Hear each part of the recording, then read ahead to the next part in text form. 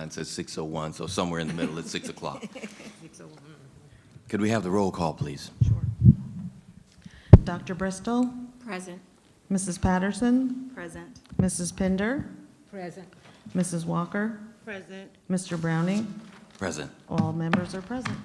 Thank you. You have been provided a copy of the minutes from the previous meeting. Take a couple minutes to breeze over those minutes.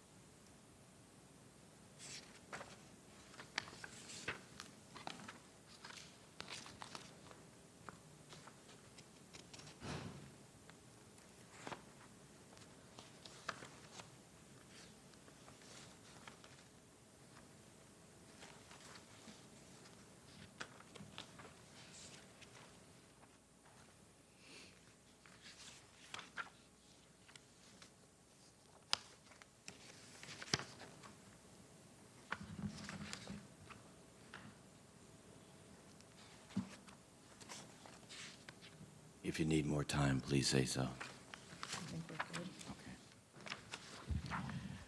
Do I have a motion to approve the committee minutes? Motion to approve. There's a motion. Do I have a second? Second.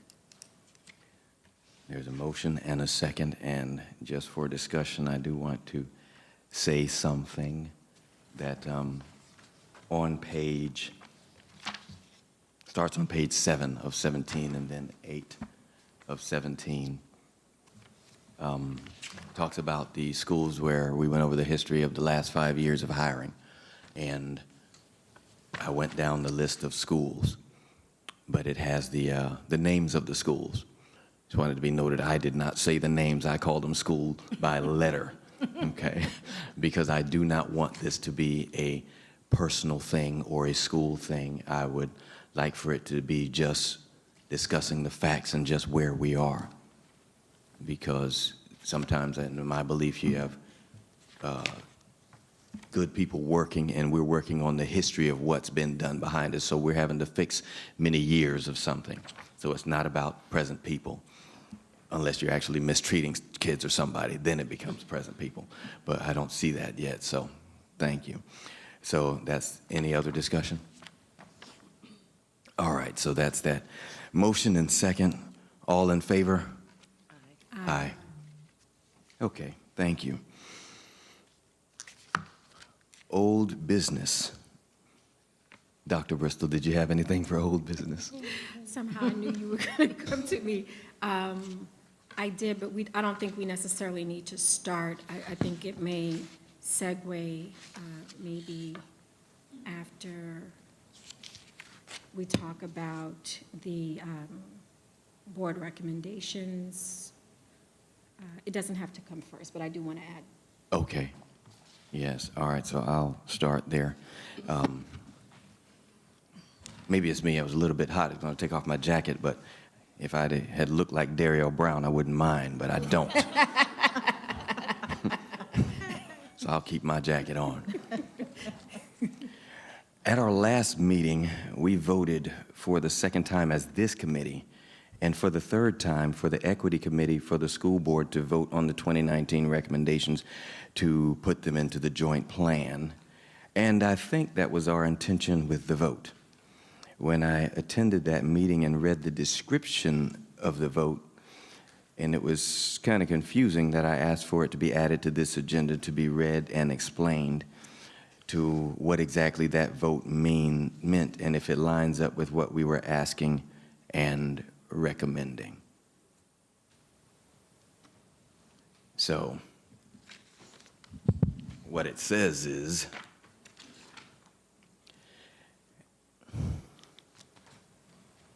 as part of the 2018 Joint Plan, the school board established an equity committee that is responsible for monitoring and documenting compliance with the desegregation order and for making recommendations to the school board. In October 2019, the 2019 Equity Committee provided 53 recommendations as related to the 2018 Joint Plan. In honor of the contributions and work of the 2019 Equity Committee, the school board approves the receipt of the recommendations, which have been instrumental in informing the superintendent's development of the newly created District Strategic Plan and African American Achievement Plan. These recommendations will continue to inform the work of the district in order to memorialize the recommendations provided by established equity committees, as well as ensure a systematic process for receiving equity committee recommendations. The superintendent is directed to utilize the following process when receiving equity committee recommendations. Prior to board approval of the annual targets for the district's strategic plan and African American Achievement Plan, the superintendent will request recommendations of the equity committee be presented at a scheduled equity committee meeting. Provide a presentation to the equity committee and the school board on how the recommendations will inform the district's work and plan revisions. Ensure that any recommendations made by the equity committee in which no action will be taken will be clearly communicated to the equity committee with detailed rationale as to why. Bring forward an item to the school board seeking approval of annual targets for the district strategic plan and African American Achievement Plan, and include the rationale for the inclusion or exclusion of the equity committee recommendations made. This action does not modify any requirements currently established within the 2018 joint plan. So, in my thinking, if we asked for the vote for the school board to add it to the 2018 joint plan, that's what I thought we were asking for. I agree. I agree. I thought that's what we were asking. But it sounds like we were asking, or maybe it sounds like we put it in the strategic plan. Dr. Moore, Can we clarify, before we call Dr. Moore up, can we clarify where the ambiguity is in the language? It's with this use of the word receipt. Yes. Well, that's just one. Yeah. That's just one, but that, it starts there, and then you kind of try to work past it in reading the rest of what is the sentence. And then the following punctuation leads you to the next set of suggestions that maybe it hasn't been used vicariously, but that it is intentional. By that I mean, why wasn't maybe a term like adoption, or why wasn't the term just accepted used? To insert receipt almost seems like it creates wiggle room, and then these bullets below, especially the last one, where the superintendent is expected to bring forth an item to the board seeking approval for something that is already supposed to be approved. Yes. That's the clarity that I want, or I thought would be useful in our discussion tonight. Yes, and lastly, it says the action does not modify requirements established within the 2018 plan. Well, then point us in the direction to where that happens, please.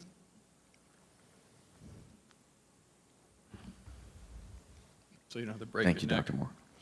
All right, thank you. Through the chair, the intent of the item and I will just be very, very honest. The intent of the item is to receive those recommendations.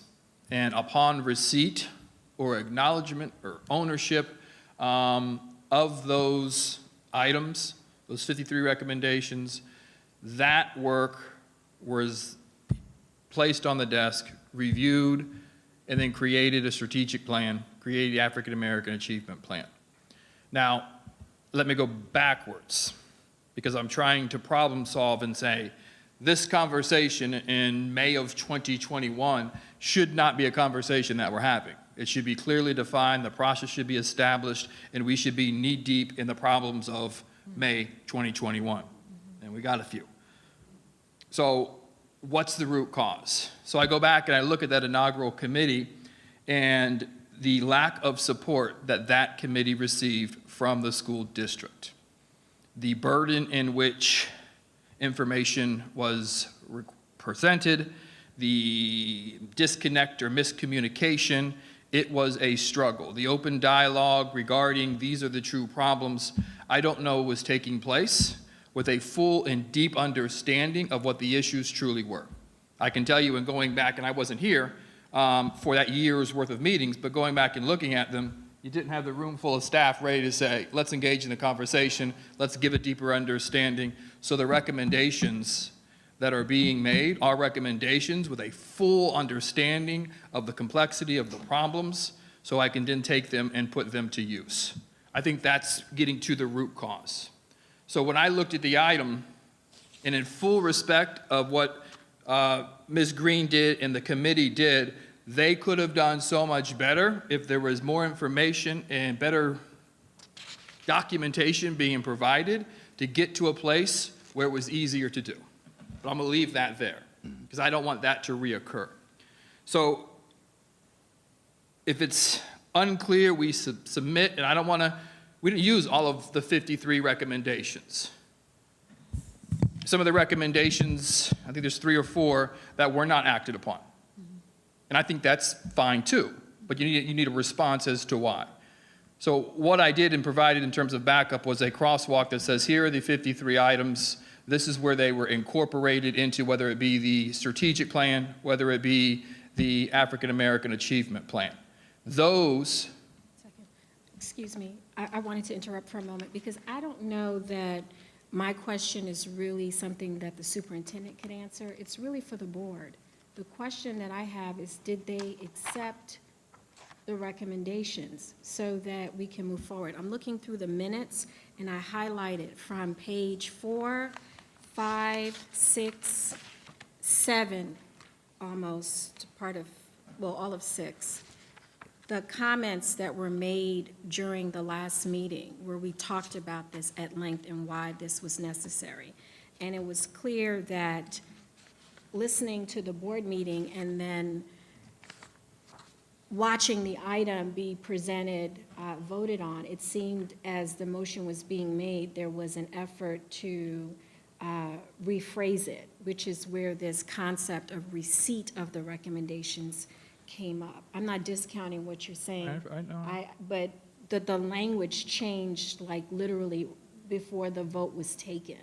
And it's curious. I'm not discounting that the recommendations were not going to be included in the strategic plan, or that the staff being here in your effort is not to move forward with them. I'm curious that this document now suggests that they're, in the reading of it, and it might just be word choice, and that can happen to any one of us when we speak or when we even document something, if we're not careful to go back through it or there's no one else to examine it, that, word choice can distort or cause the concept to blur what is the intended meaning. But given all of what the superintendent is stating here, the use of this word just, it dilutes the effort of insisting on what is the vote. It doesn't allow the foundation that we're looking for to confirm that when these committees meet and they make recommendations, if they are, ideal or, discussed, that not only will the board receive it, but that they will in fact adopt it such that he can, as leadership, see the implementation of what these recommendations would be. So I have, Yeah. and I respectfully submit that it is in fact word choice. And as the superintendent, I can fully guarantee that this is a priority for the board. I crafted the item wasn't changed, I had it reviewed for legal sufficiency, except, I mean, coulda, shoulda, woulda, I wish I would have said accept, because I know they do accept them. I know I accepted them and used them as a driving force. I think two things really solidify and assures the district walk and talk is aligned. I am now directed. I know how to work. I am directed to make sure I ask you for recommendations, whether you give the recommendations each meeting or at one specific meeting, that's at the will of the committee. I am to provide a presentation to both the Equity Committee and to the school board. Hey, these are the recommendations, and this is how it's going to revise the work. Then we're going to go back and say, thank you for these recommendations. We're going to act upon these this specific way in a public meeting, and these are the ones, maybe not this year, maybe not, and this would be why. And then clearly define in the creation of the strategic plan, which drives the work. And anything that goes to the board, and that's just the language that I use, is a recommendation for approval. Okay. So that's what that is. Now, above and beyond that, that's this item. So if there's any inclarity, that's not on the board members, that's on David Moore, who wrote the item. Okay. That's my fault. But I assure you, they accept them. Okay. We also took an item last night, and I was telling Mr. Browning quickly on the phone, and I think this directly addresses your concern as well. In the joint plan, the end-of-year progress towards unitary status within each of the section, the joint plan allows for the school district to say, we're going to do that with the NAACP, or we're going to give that authority to the Equity Committee. Our board said that is a responsibility of the Equity Committee. That report goes directly to the federal judge. So if you're looking for validation that your recommendations are going to be used, there's no higher level of authority than your report that I can't modify goes directly to the federal judge, which is going to say in each of the areas in which we do not have unitary status, we are or are not making progress. And I think that was an item that really, really shows the value and the importance of this committee and respects it in the most straightforward way. Thank you, Dr. Moore. Thank you. I want to thank the superintendent for that piece, the strategic plan, because I don't know that it's ever been addressed like that in a strategic plan, and that's number one. Number two, to find that path to adding them into the joint plan is the most important. And number three, when we're talking about the NAACP as well as the school board, 2 members NAACP, 2 members school board, 1 member joint elected. So we are a committee that, as the judge put it, is not just simply an advisory committee, but it's a committee of a federal court order. So it has, should have more input and more, taken more seriously, I should say. Not that any of them aren't taken seriously, but this is a very serious committee, and I have 53 reasons why. So all of those being years for if that was lost on anybody. That being said, I appreciate the district, and this is just personal, in the effort to achieve equity and equality. I appreciate the steps taken, because seems like almost nationwide, and we're seeing some nastiness come up that we can't be divided. We really cannot pick and choose and be divided, because that's like if we're all just standing around watching a disabled child who can't do something. That's equity too. And we have to remain on the same page, and I think we are. And I take the board and the superintendent at their word that we do want the same thing. Any other discussion on that? No, but I thank Dr. Moore for the clarity on that particular language. Yes, thank you. Crosswalk of the items being implemented and items that are being rejected. Dr. Moore, did you have anything on that? I know, I think Ms. Davis said she didn't resend this item that was from Dr. Moxley because it was there before, so I don't know who all has it now, or if you wanted to go over that, Dr. Moore. But What? So I don't have that document in front of me. we can talk about it broadly. Okay. You don't need it in front of you. I think we can talk about it broadly. So probably just that was, I'm going to, once again, be very open and honest. As the organization was structured, in that particular conversation that took place regarding how to implement those 53 recommendations, those recommendations are being applied to an organization that was on the verge of bankruptcy, financially on the verge of bankruptcy, academically on the verge of bankruptcy in terms of relationship and culture. So there was a complete reorganization of the district, the recreation of offices and responsibilities, a redefining of expectations around the work of access and equity, higher levels of accountability built into the specific organization.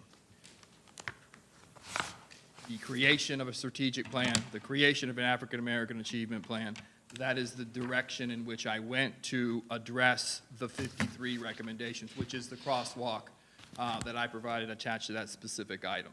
And there again, once again, a misfortune of timing. And I want to get us to the place, and I know that we're there, where those recommendations that you all will provide will be fully embedded and understood, not after the meeting. And I think one of the reasons what happened in 2018, that meeting took place. And not to use Tony's words or Mr. Brown's words, but he says sometimes when the meeting, after the meeting goes longer than the meeting, you know it was a good meeting. That was a direct quote, see? But a week after that meeting, Ms. Green came to the board meeting on fire because none of those things were sent to the court. And it was sent as an afterthought, as an attachment. So we never clearly defined, and I'm making an assumption here, is it the responsibility of the NAACP and the school district to do it together through some lawyers? Shouldn't be, but that's what was submitted. Or is it the responsibility of the equity committee? So I'm saying making that declaration 5 months before anything is due clears up some of that confusion and ensures that we're in a good space. Thank you. All right, thank you. You know I was gonna go vote. We may, after we get some organization, look further into the crosswalk and for what each piece, just for future discussion. Well, if I could piggyback on Yes, ma'am. this discussion relating to the crosswalk, I actually want to, let me double check the agenda. Yeah, this might be a good place to interject it. I think we have to get to the point where we consolidate these documents into 2 pages, one on top, one on the bottom, a cover page and a back page, where we literally make it a comprehensive document so that we're not fingering through. The documents that are obsolete or outdated, all 5 of us need to be on the same page that that's not any longer, materials that we'll be working with, because we have so many documents, the continuity in trying to bridge one conversation to the next is just way too scattered. And if we are going to take on the responsibility of compiling any report, it can't be while still trying to discern what are all of these documents. We have an excess now of maybe 900 pages of documents.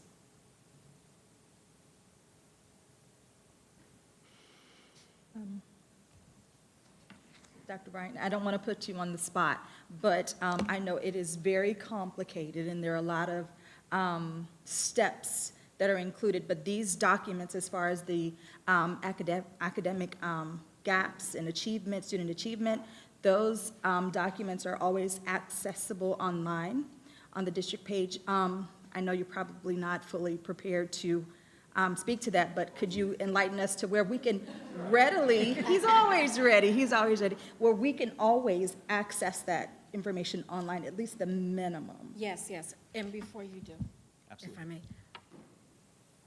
I'm thinking about what is the capacity to fairly give well-thought-out analysis and then a formal critique to the district through the superintendent, ultimately to the board and to the court, when we only have this forum for which we can meet. And we are left alone with hundreds of pages of documents when you have questions and you only have this window for which we can discuss it. It needs to be framed around what is the response to the federal court order, such that we can speak to what is the response that the district is giving, and then we can get into what is our three-prong response, which is monitoring, documenting the compliance, and then making recommendations. You cannot make recommendations if we cannot, or any of us, I can't, unless I can honestly say that what I'm monitoring is reflected in what is documented. So if you clarify that, I just want to know, because to me that kind of runs up against what we're saying. We don't necessarily want them to interpret the information for us, because then we don't know what the source is and we're not able Right, to. and that's not, Okay, so I want to yeah, make sure yeah, you yeah. understand. I'm asking them to, I'm asking the superintendent and those that are working with him on these documents to compile them so that there is an organized format. Right now, I have a bag full of material and I can't even pull it out, because if I pull it out, I won't be able to find anything. And it doesn't matter how organized I am with it. Mrs. Walker and Pender and Patterson and Chairman Browning all have their own capacity for which they're going to organize these documents. If we bought a book, we would assume that every page in that book looked like every other page that was published in the one sold to the other persons who bought the same book. And so if this is a document that has to be sent to the court, we all have to be certain that we're all looking at the same documents. If I'm looking at something on page 5 and then you're looking at something on page 20, it's going to read very differently, because you've got X amount more pages to cause you to interpret it differently than the way I'm going to interpret it. So, you know, the dribs and drabs of the way these documents are coming in, it's now time, wherever we are in this process, to ask that they be consolidated into a document. Now, it may not be just one document, it may be 2, it may be 3, but it shouldn't be more than that, because it should be framed around principally what is the response that is being given to the court for why the district should receive full unitary status. I don't know that that is unreasonable. And being able to look up documents online are great for us to be able to cross-reference it. So if you want to tell me where I can find it, that's fine. But the federal judge is not going online to cross-reference anything. I mean, just being honest. And these documents will be for perpetuity. They will be a reflection of what we've done right here and right now. It will become a matter of legal precedence, because for our district, this is what, 54-year battle, and this will be what stands. And we cannot have these documents just in isolation as such. We have to bring them under a context for which we can all say, this part 1, part 2, part 3 reflects these particular items, and these are the ways in which we've chosen to respond. I agree, 100%. And, no. Come on. Whatever, yeah, whoever. Dr. Moore, yes. No, I couldn't agree anymore.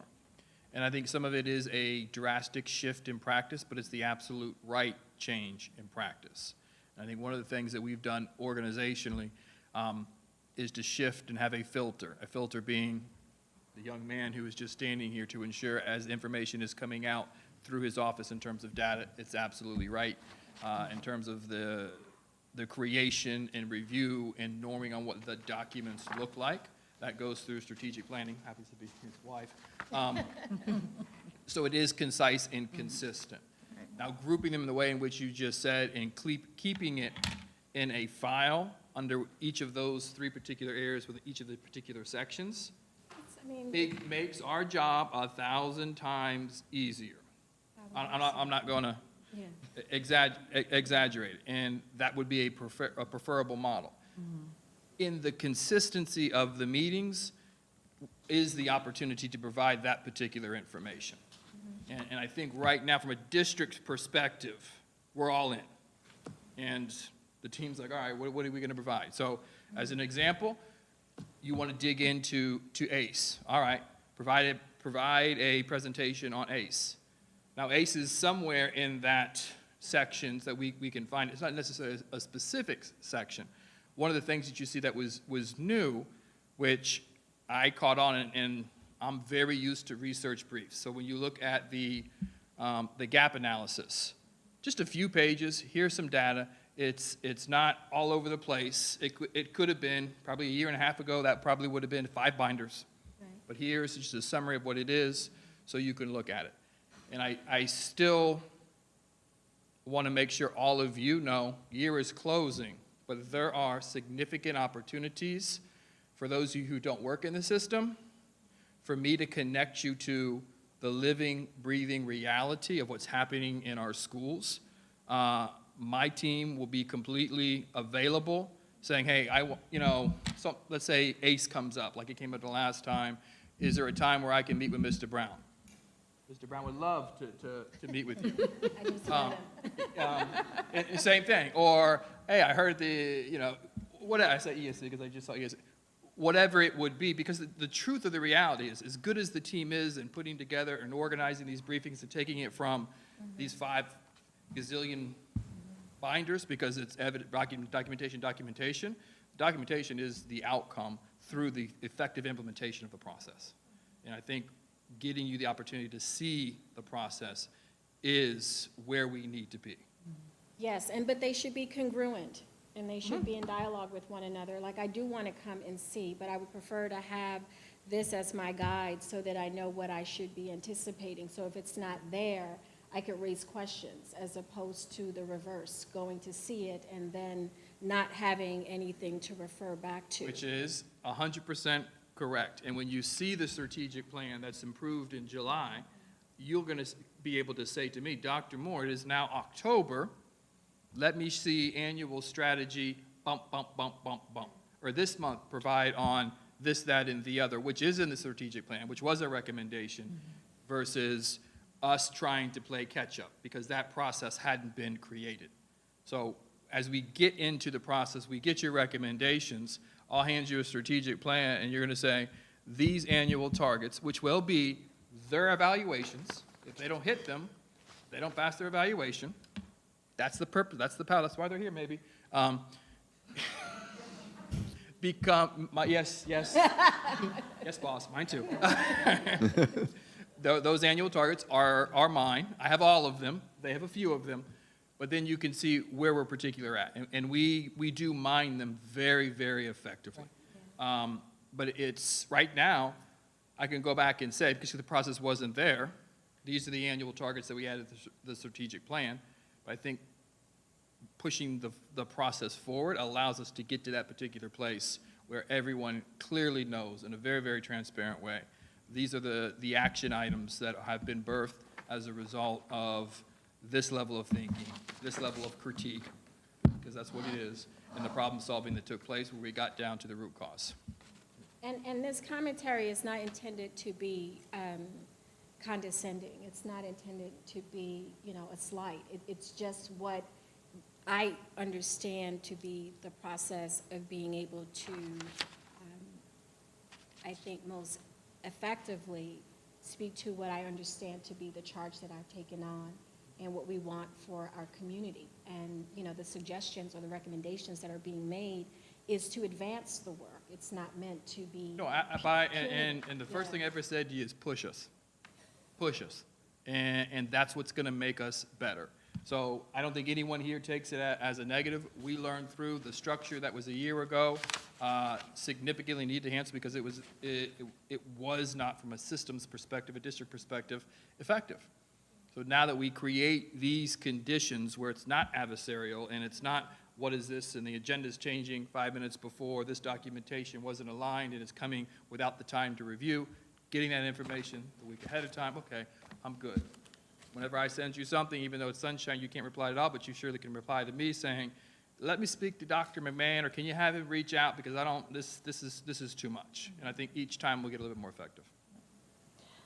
I guess my, Oh, I'm sorry. go on. Go ahead. I guess my concern is, just going back to our last meeting, we had your report, Dr. Moore, sorry.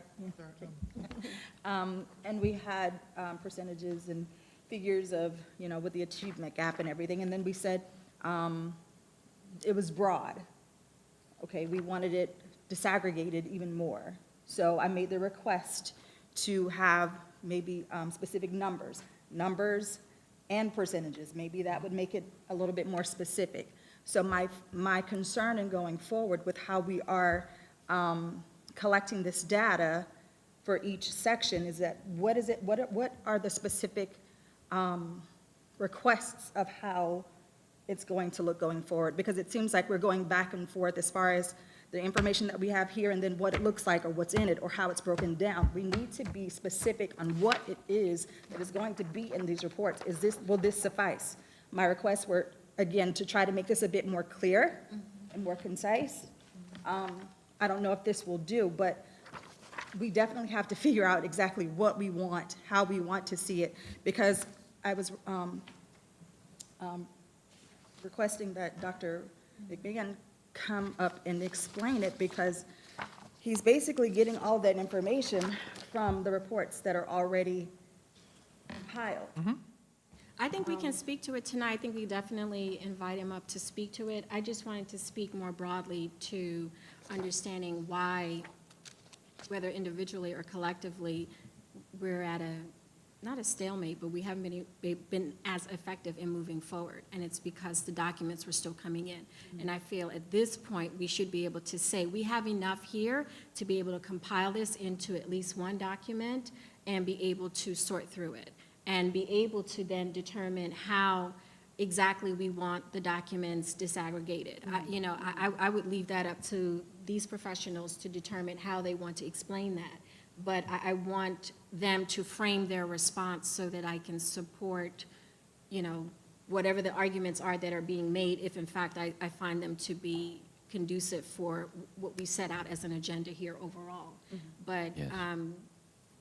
By training, I'm a research scholar, so I spend a lot of time not just looking at content, but how content is organized. Because in order to understand the scholarship, you have to consider what are the components of the scholarship and how it's organized. So for me, I'm vested in certainly the writing. I mean, there are a lot of things that I could, critique, but I don't think that it's fair, because I believe that right now we're in still what is a work mode. So these are still working documents. So I'm not expecting them to be perfect. And especially with the data, I do understand that these are living, breathing documents. These numbers change day to day, week to week, month to month, year to year.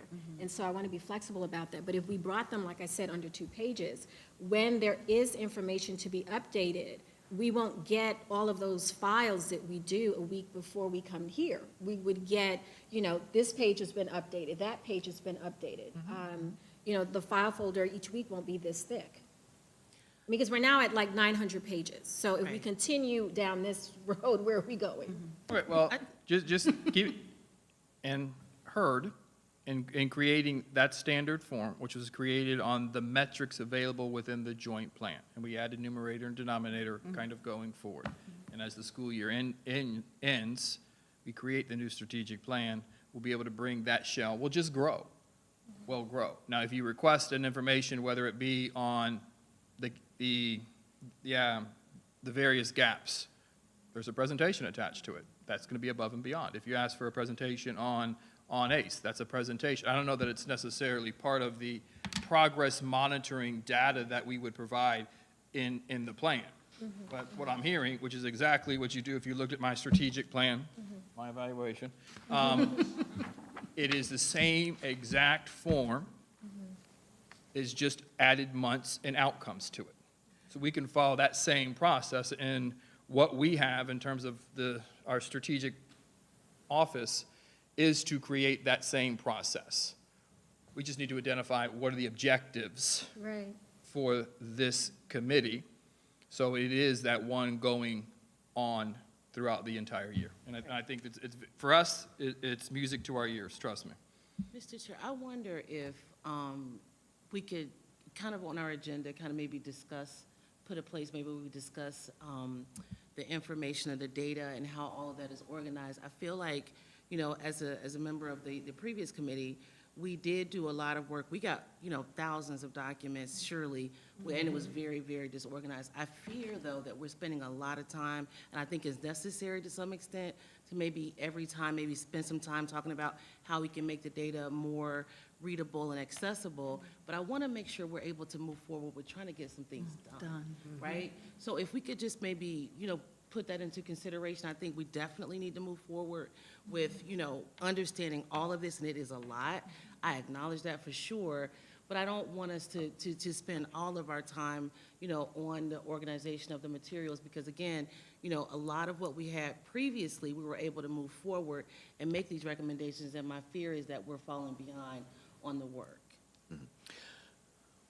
I definitely agree with you that it has to be more organized, and I definitely agree with you that we have to maximize the time.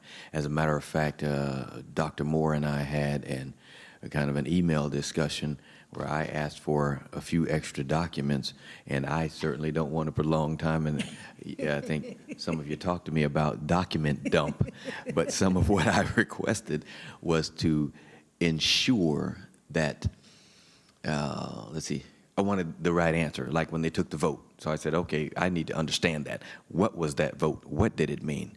And then the next one was, then all of a sudden, then the vote brings in and call me, like schizophrenic or whatever. But then that makes me think again, okay, now let's reflect to the crosswalk. So if the board has somewhat accepted it, the crosswalk, which ones are being implemented? And then beyond that, it's and thank you, Beth did a good presentation for us last meeting. I think it was about 3 weeks ago. And but I was trying to get, my question was one of those, moving into the next one, the list of teachers, and it was just like, and I'm just giving you an example. When I added this on here, it was a simple of 4 or 5 paragraphs. Who are they? Where are they going? And I think there was a few documents that added that I still couldn't tell who they were or where they were going.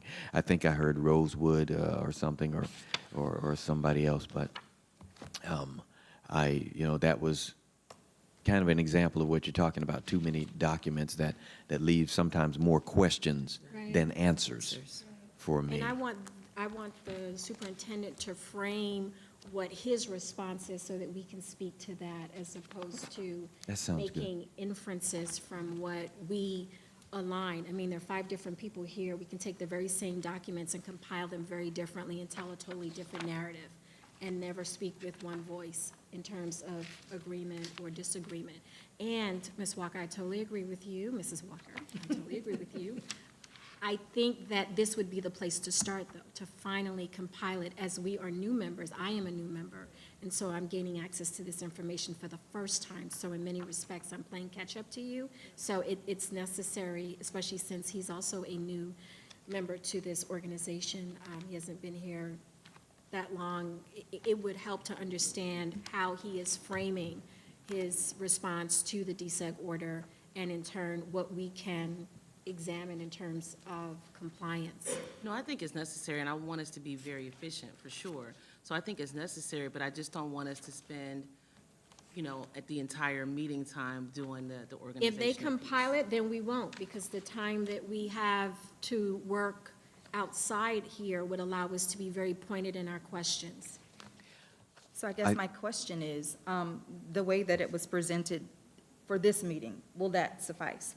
Is that okay? As far as, for an example, digging through my piles of papers here. The joint, I get it, for sure. That was- For sure. Again, I just want to make sure that, the you know, joint we're monthly, addressing the the joint students' plan needs. monthly progress monitoring, the way that it was presented for this particular meeting. Will this be okay going forward under the My 2 achievement pages. gap? Or, because this looks like it encompasses. And I This think is- that if we can know what it looks like, so if we have any exemplars or anything that Right. we want to present and say, so maybe if there's a question or a topic that's been discussed, here's the topic, here's the documentation that goes along with that topic, something like that. But if they know what we're looking for, I think that they're guessing about or just responding to what we're asking for, so maybe we could help them. Well, that's the to whole point know. of this discussion, because they shouldn't be guessing. There's a DSEG order. They're clear about the Not that I'm areas. saying that. I think that the information is being presented, but it's not being presented in a way that we find, or some of us find. Precisely. Yeah. Yeah, I agree. What I'm aiming to suggest, not aiming to suggest, what I am suggesting is that if the documents were consolidated, then we can look at the root of the way other things, to Ms. Patterson's point, in terms of the data and how it's framed, even if it's something having to do with the pagination, whether it's better that it be landscape as opposed to being, set up another way, whether it's helpful to have it in color. Like when we walked in and we saw all these black and white copies, we were like, I wasn't expecting this, because when we saw it online, it was in color, and clearly the colors helped us to be able to see what the data was suggesting, that the colors were a part of the analysis. They color-coded it for a reason, so when you printed it in black and white and we have it, now we have a difficult time trying to sort through what it means, because there are no other indicators on this document as it stands. This is what leads to a lack of, the ability to move the conversation forward. So I don't want to propose. Although you can, and I support your suggestion if you want to speak to something specifically, but I am not in a position yet where I can say that any of the documents are where they should be, because I can't see them yet because they're too scattered. It's akin to a student turning in a paper that's due on Friday, and they turn in the first 5 pages, and then on Monday they bring another 5, and on Wednesday another 5. And it's like, how do you assess the work if every day or every 3 days you turn in more of the paper? You never get a summation of what is the total, grade that the student should receive. Technically, if they only turned in part of the paper on the day it was due, it's a failure, as far as I'm concerned. I totally understand where you're coming from. So I think maybe what would help us in this regard is to choose a focus, one, and let's work on that one focus. That way, we can decide at that time what the data should look like when it comes to us. So if we're going to talk about the achievement gap, that's it. And let's then say, like we're preparing for our agenda for our next meeting, this is what we would like to see in this manner, in this format. So that way, it will be what we want, and we will be able to discuss it intelligently because we've been well-informed. Yeah.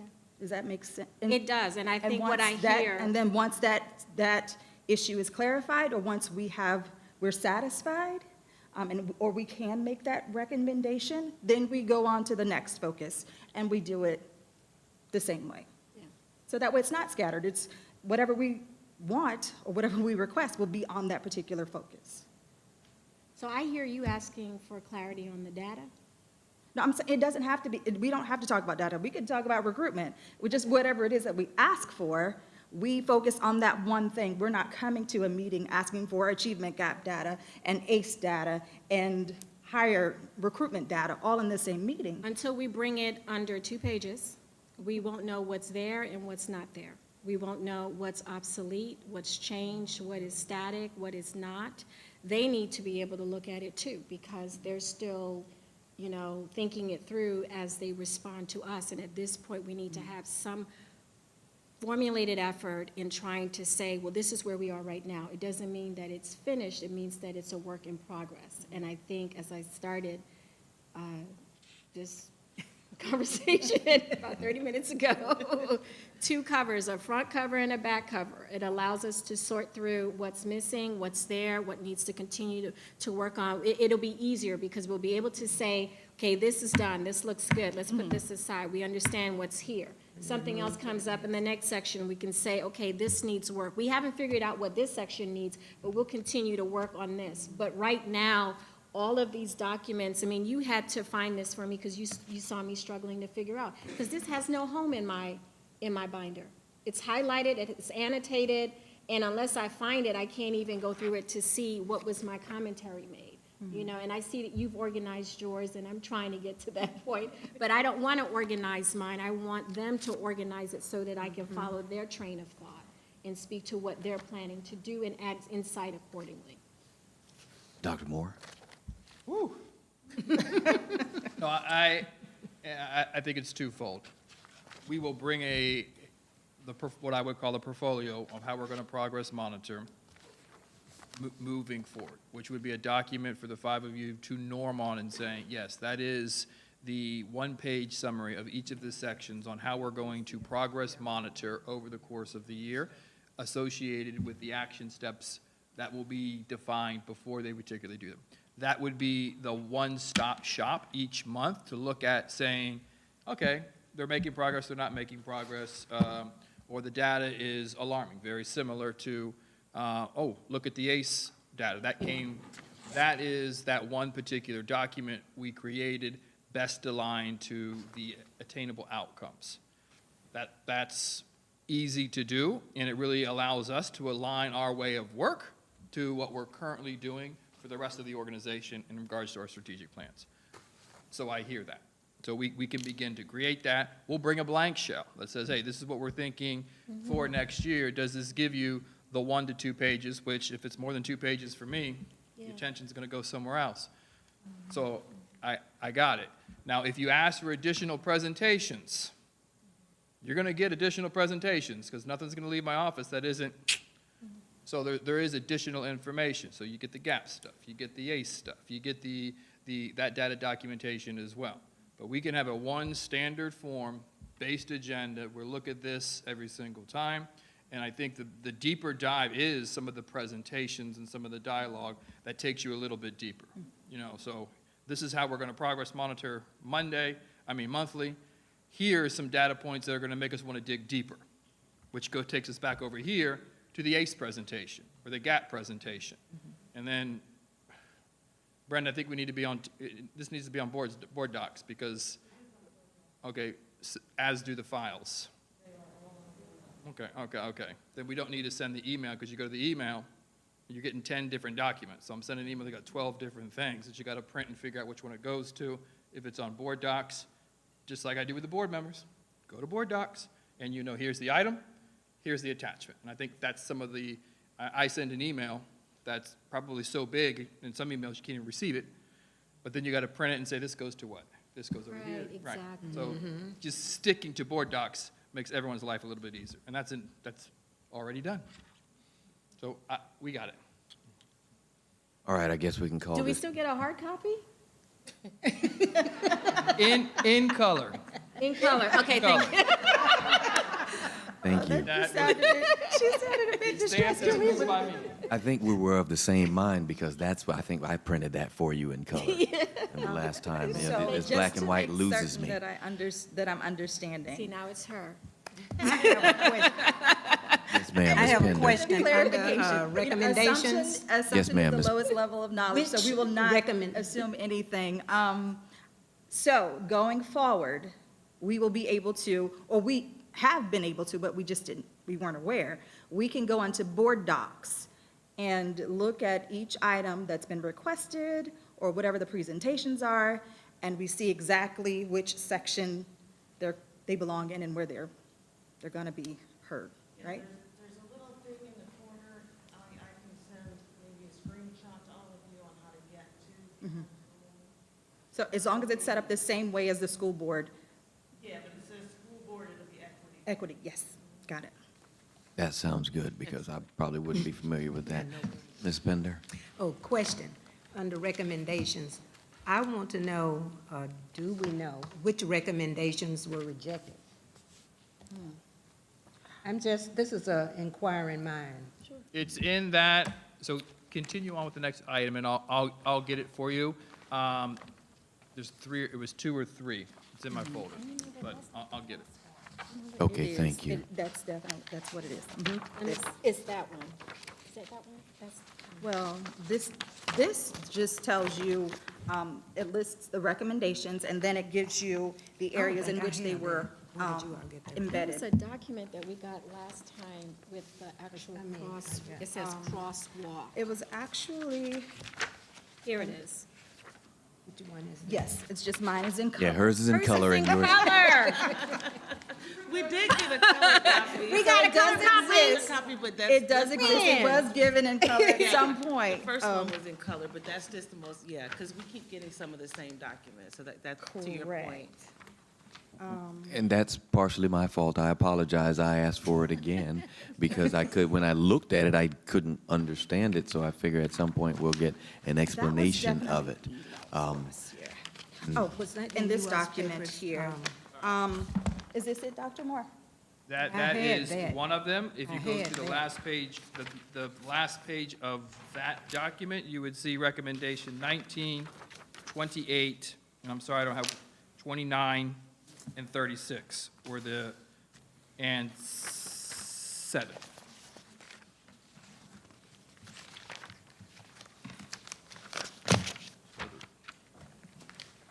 So number 7 was retired African-American teacher educators being used as informal mentors. Okay.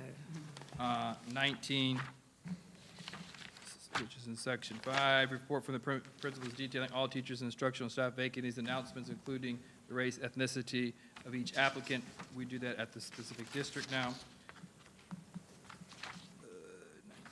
24, if there's turnover of African-American teachers, instructional staff, provide reasons for turnover, show documentation efforts. We do that as they leave. Already done. 28 and 29, and then we'll be out of here, back to the meeting.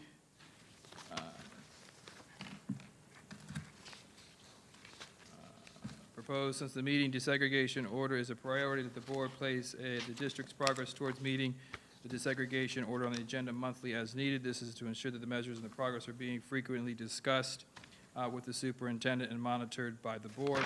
That is, a update is provided to the board in the African American Achievement Plan, the strategic plan, quarterly, not each month, so we do that. 29, I can invite you all to that. Okay.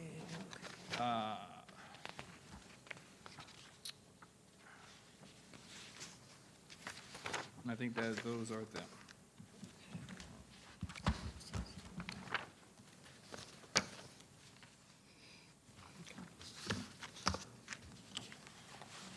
I do have feedback on this particular format. I think it's a bit informal, too informal for the nature of the work. I understand why it's used, but I don't think that it's ideal for the nature of this committee to have it so abbreviated. I think this is my suggestion, and we can certainly discuss it, but for the crosswalk, I thought it might be more useful if it wasn't just 4.4 or 2.4 or, you know, the Roman numerals on what is the joint action plan. I think we can use this informally, but for what ultimately would become a part of the permanent record, I think it would be better just to spell it out, even if you brought it underneath as, you know, a We'll bullet. no longer have underneath. need for a crosswalk. It'd be clearly defined. So I think in moving forward, and that is a backwards-looking document that was created in order to bring a level of clarity regarding the miscommunication as to what was ever even done with them. So that was an attempt to say, hey, let me highlight it because it was in multiple places. So I think kind of transitioning from one superintendent to the next, the Okay. redesign, and then going backwards. So some of these issues are transitional, some of these issues are a year and a half old. So the structure that we're creating now will make this significantly easier. Okay. I'm saying okay till we see it. Okay. Thank you.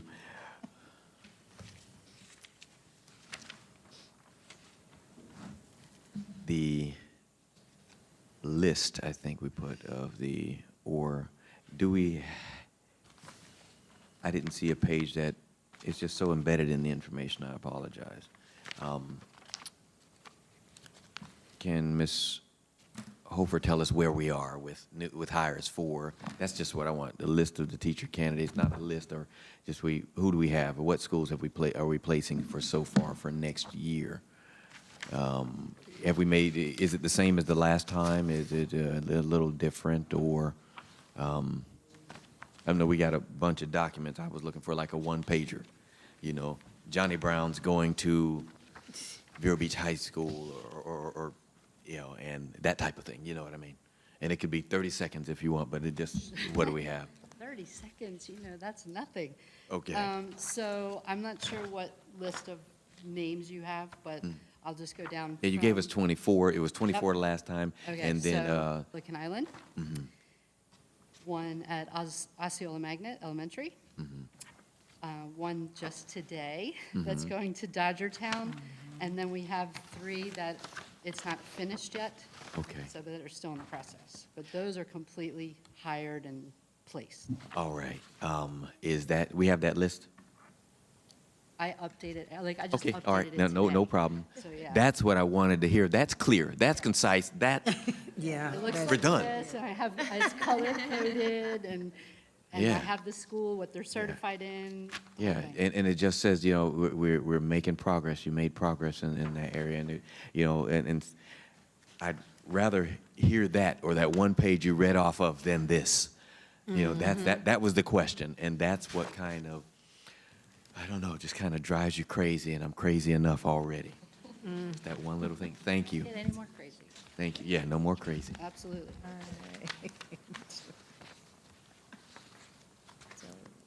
So committee, can you see what I was, why I added that there? Just an update, that's it, and it's good. Yeah, no, it- Perfect, thank you. I have a question. How is the agenda set? How was the agenda set? Yeah. Well, of course, you know, it has the same, same standard format for all the time. And then it's what we talked about the last time when we said, I think we identified the 3 or maybe 4 items we wanted to put on. And then somebody asked for old business, so we had to add the old business. And after that meeting, when we had the agenda set, then there was the school board meeting with the vote, and I was slightly confused, and so I said, oh, I need to add that, so I added that on. And then, and that thought process and looking at where we are and how we're going down this road, I asked for the clarification of what Dr. Moore just spoke to, the crosswalk. So you And- set the agendas, is what I'm asking. You- Yes, ma'am. Okay. And I think it was, you know, if anybody else wanted to add something, because after Dr. Moore's email, I'm looking like, wait a minute, am I the only one that's asking for anything? Well, So, I was emailing Miss Brenda, oh, so which promising to one? do something, thinking about doing something, but I didn't. Oh, okay. Because you actually spoke to it, that's why I was curious about how it was Oh. being said. You did Yeah. it for me, great. Oh, okay. See, great minds think alike. Your mind a little much greater than mine. You You had me going until you talked about congruent, and I had to think back to 8th grade or something. Congruent, what the heck? So, yes, that's how it's set, and if, you know, I was thinking, and it's kind of a confusing process a little bit, Dr. Moore, just to avoid a sunshine violation, you know, that I know what I'm asking for, and I didn't know what anybody else was asking for, but it seemed like I guess I was the only one asking for anything. So I apologize for over-asking with that. No, Oh, I you did? requested some things. Oh, okay. So, And I think Ms. Davis will be instrumental in that. If we are requesting the same information, I'm quite certain that she will, you know, inform one or the other that it's already been requested in some shape or form. So Yes. I just think, again, having that that singular focus so that whatever we are requesting will be concerning Yeah. one, So did you request something I requested or something different? something different. Is it on there? Yeah. Can you It was tell us? The achievement data. Oh, okay, okay. Oh. So I would just, if you all can norm on the requested information tonight, so I could task my team out. And I'm not the easiest person to work for. So their work is tasked out months in advance.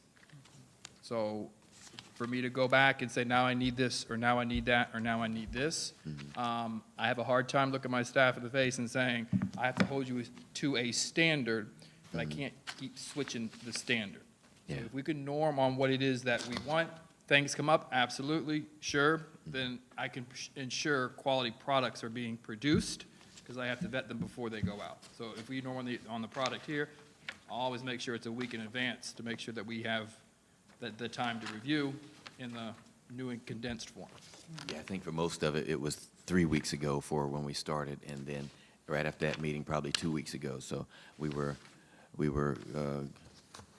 good students and professors this time.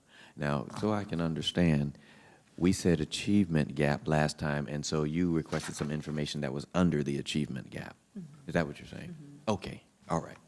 But again, not to necessarily speak to that data. We have spring diagnostics coming up, and I wanted us to be prepared, because it is a lot to look at. So I wanted us to have time to familiarize ourselves with the documents that would possibly be presented, or the format in which it would be presented, so that when that spring data comes out and FSA data comes out, then maybe we would be comfortable enough to assess it, not to necessarily speak to it at this point. It's just it's too much. Okay. So we don't have to delve into that tonight. Just know that you have it. All right. Thank you. Yes, because it's It's getting late. into my It's bedtime. getting late. The next item, the presentation by the students from Vero Beach High School. I'd like to make a motion that we table that one because we weren't able to get them, but they're important. I do want to hear what they had to say, whether that comes by video, which I think they have been videoed, and I will ask Dr. Moore about that a little later, or writing some of the letters he wrote in response to me in the email that they could provide. And I would like to hear that perspective from those students of what they feel, hear, see at the school. And so that's important to me, because it's been a long time since I've been a student at Vero Beach High School. Real long time, 37 years or something like that, whatever it is, I can't add. So I made that motion that we table that item. Do I have a second? A second. Thank you. Motion second, all in favor? Aye. Aye. All right, so discussion, achievement gap. Now, I think when we put this one on, it was just achievement gap. Dr. Moore, is there a presentation for it? Okay. I think it's relatively straight. I have some information, and this was the first time that we attempted to do it this way. It comes in terms of a research briefing, which anyone could read and digest and have a deeper understanding as to where the system is, and probe your thinking or to dig deeper wherever it would be. Some of this data is historical, and we're comparing ourselves to the state. So I'll just go over the data boxes, looking at FSA, which is grades 3 through 10. And we're looking at the gap from the state between African-American students and white non-Hispanic. So if you looked at the first graph on page 1 in ELA, in the year 2015-16, the gap between us and the state was actually 6. So our gap was larger. Ours was 35, the state's was 29. At the end of 18-19, pre-pandemic, that gap was down to 1. So that shows progress, still a big gap, and a very, very big gap across the entire state. And I think what you're going to see in all of these data sets is a resetting of the gap. And the gap may widen, and it may widen in terms of reductions in both of the different subgroups. When you look at math, very stable over the course of the last 5 years. We want to see us closing the gap at a quicker rate, with our African-American students accelerating quicker, while at the same time, our white students continuing to improve over time as well. So drastically reducing the gap. The percent of graduation rate, you can see in terms of graduation rate, the district's graduation rate for African-American students has improved from 74 to 90. And the gap in comparison from the state was 4 points in 2015-16. From 13 to 17, our gap was 13. Now the gap is actually the same. Now I'll point out two things in 1920. It jumps to 90%. They did not have the requirement of FSA scores for reading and math. That was waived because of the pandemic. So you'll see a couple things. Numerator and denominator both significantly increasing. So when you go back to 2015-16, only 182 of 135. The graduation rate of 74, and it increased this year to 199 graduates and 221 students that were in that denominator. So significant improvements. That number will be consistent again next year because the same application is in play, and that is across the entire state. Now you're kind of shifting, and this is a different data set on the bottom of page 2. And this looks like it's good data. We started the school year with 56% of our African American students in school, and over the course of the beginning points of each 9 weeks, we improved to 83%. And you can see our white non-Hispanic grew from 75 to 86. As students come back in, it makes the variation of where kids are in the classroom more significant than it's ever been. One of the biggest opportunities for improve academic outcomes in this county is to improve the ability to differentiate instruction for the learners in the particular classroom. That was something this district did not do effectively in feeding and growing the educators to ensure that they knew how to scaffold up to the standards and provide intimate environments for each child at their academic need point and grow them towards the standard. And now that variation was here in a typical year, here, now it's here. And kids are coming in at all different entry points. So the frustration that teachers experienced this year was significant. So we celebrate the rate of improvement, and that's great, but it caused significant struggles in schools in terms of where kids were academically as we were continuing to grow our teachers. And then when you go to page 3, that's just rationale, the actions that we've taken. Excuse me, Dr. Moore, I'm sorry. Could I stop you right there and ask a quick question? Upcoming, I know the governor has said, mask optional and all that. And will there be, I guess, online will not be available this upcoming school year, correct? Yeah, it's the state is in flux. I don't know how else to say it. So just today, if you have been fully vaccinated and you're indoors, you're no longer required to wear a mask. So that is another variable in which we need to account for. There's only 19 counties in the state of Florida who still have a mask mandate in place. We're one of those particular mask mandates. Just yesterday, Martin County, going into summer school, will be optional. Okeechobee will be optional going into summer school. We're meeting and going through the research, the data, and we'll follow a scientific approach with the desire of moving to mask optional at the opening of schools in a very, very safe and comfortable way. So that is the desire. The ability to offer that virtual and transitional at school sites came under one of the executive emergency orders that were provided. As that expires, we no longer have the ability to do that. We can continue to offer virtual school for our students through IR Virtual, which we are offering now. So that allows us that opportunity to offer those particular courses. We've pushed out that information. I did a Facebook Live. We've communicated via Focus, via phone calls, and push notifications to all the students in virtual transitional and letting them know if you do nothing, you remain back into the brick and mortar, that's where you're being scheduled. If you want to go into the virtual school, you need to follow the process. We've only had 2 more enroll. So right now, we're feeling confident that we're going to have, 98, 99% of our students back in brick and mortar. Okay, thank you. Yes, because I say from the 56% to 83%. Now, I heard on the radio, St. Lucie County Superintendent had some kind of ad. I don't know what all the parameters were, but he's trying to get the students back in school and letting them know. So, Mr. Gent, we did that, and say that again. just letting Mr. Gent know we did that at the end of the first 9 weeks. Yes. All right. Thank you. All right, and then I'll just run over some of we shift, sticking to the data charts. We go to progress monitoring data. Once again, as a student was in one of those virtual or transitional models, some of those unit assessments they didn't take because the models were different. So typically you want to see high rates of growth over the course of a school year because students are being consistent in their instructional delivery model.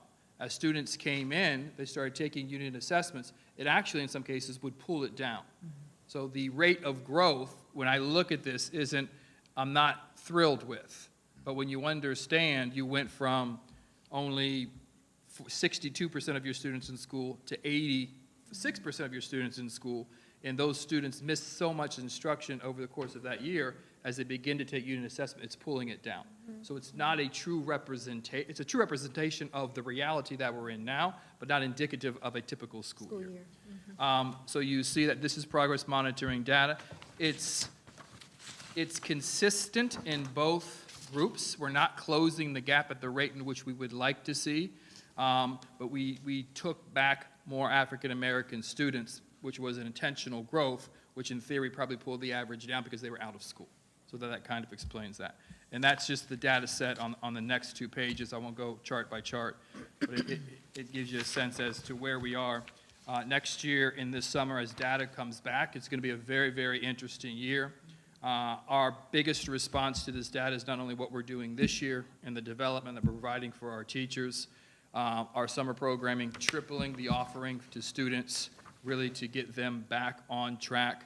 And as we're offering an additional period in our secondary school. So a typical school year, you would take 7 classes. Next year, you'll take 8. And that does 2 things: additional opportunities for remediation, and without losing that enrichment or elective course or that CTE course. So being able to provide that additional course says we can give that extra time to remediate students that need it without taking anything away from them. So that's going to be a big infusion of support, really to get us back on track in terms of post-pandemic. So that is the gap presentation. All right. Thank you very much. Just a couple of questions, and it's not delving into the data. It's something easy, I guess. Are the assessments good predictors for achievement? You know, the assessments that you're taking now, all right, that the kids took before the FSA.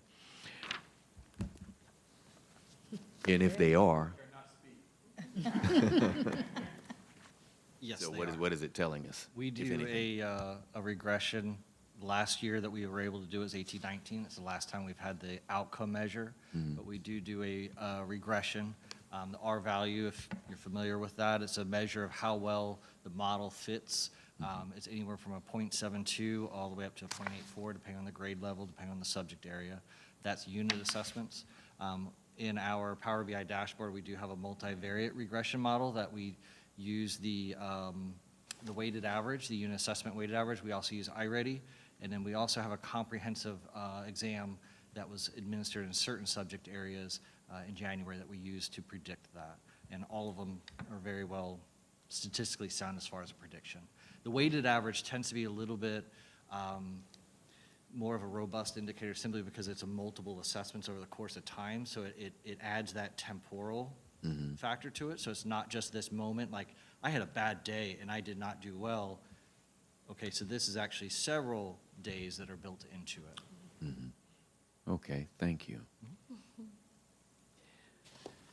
And then I had another question, just, at one time I remember, Dr. Moore, and that the teachers were given, I think, what was it in the contract, $1,000 or $2,000 bonus to go to Title I schools, and I think you got so many Title I schools that all disappeared at one time, right?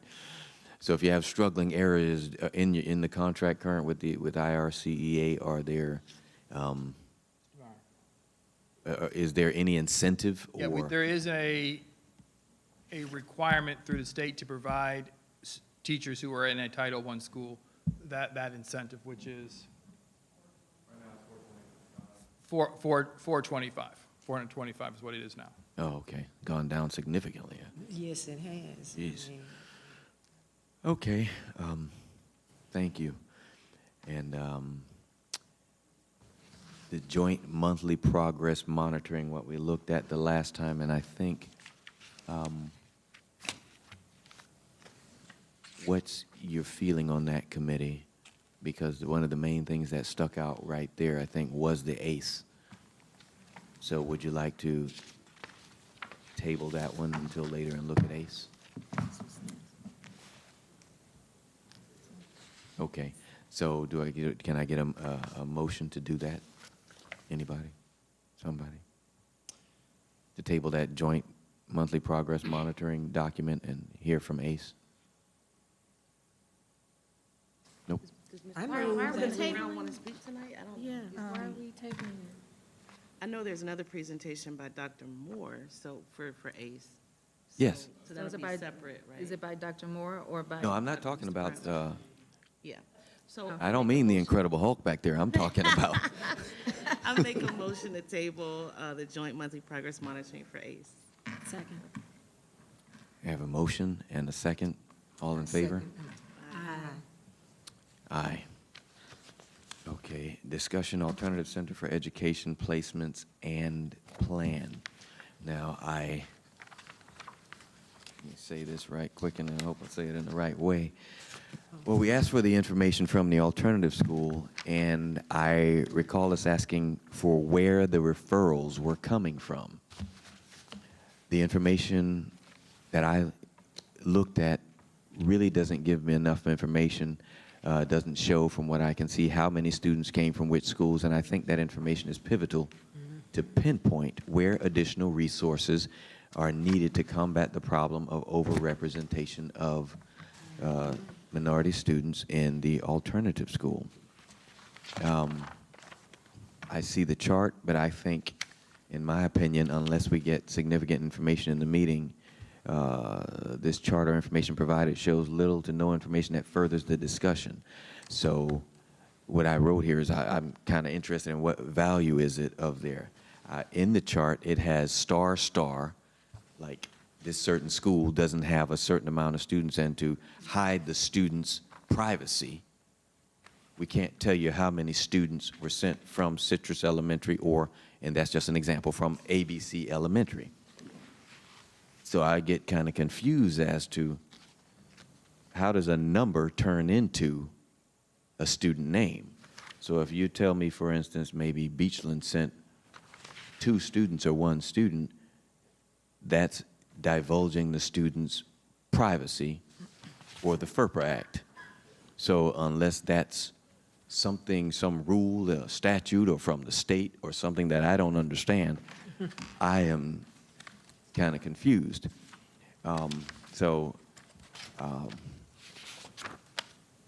Yes, how does that? Yeah, it's through FERPA.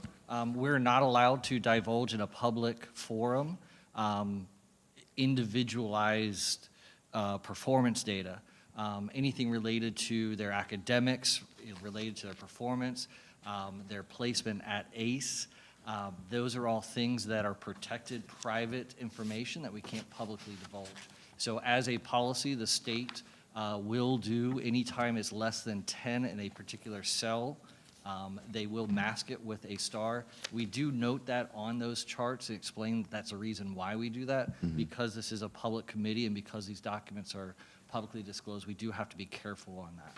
Okay, thank you. I read that portion, and I understand FERPA, but I didn't know that the state is saying because it's less than 10, is that correct? That is their best practice. There's not a specific rule. The idea in the statute, and forgive me, don't quote me on this, But in essence, what the statute is saying, I'm not a lawyer, is that if a reasonable person can discern who that is, then that is divulging that personal information. So the state says, as a rule, anything less than 10, we're going to asterisk simply to protect those kids. Because ultimately, the student's privacy is kind of trumps.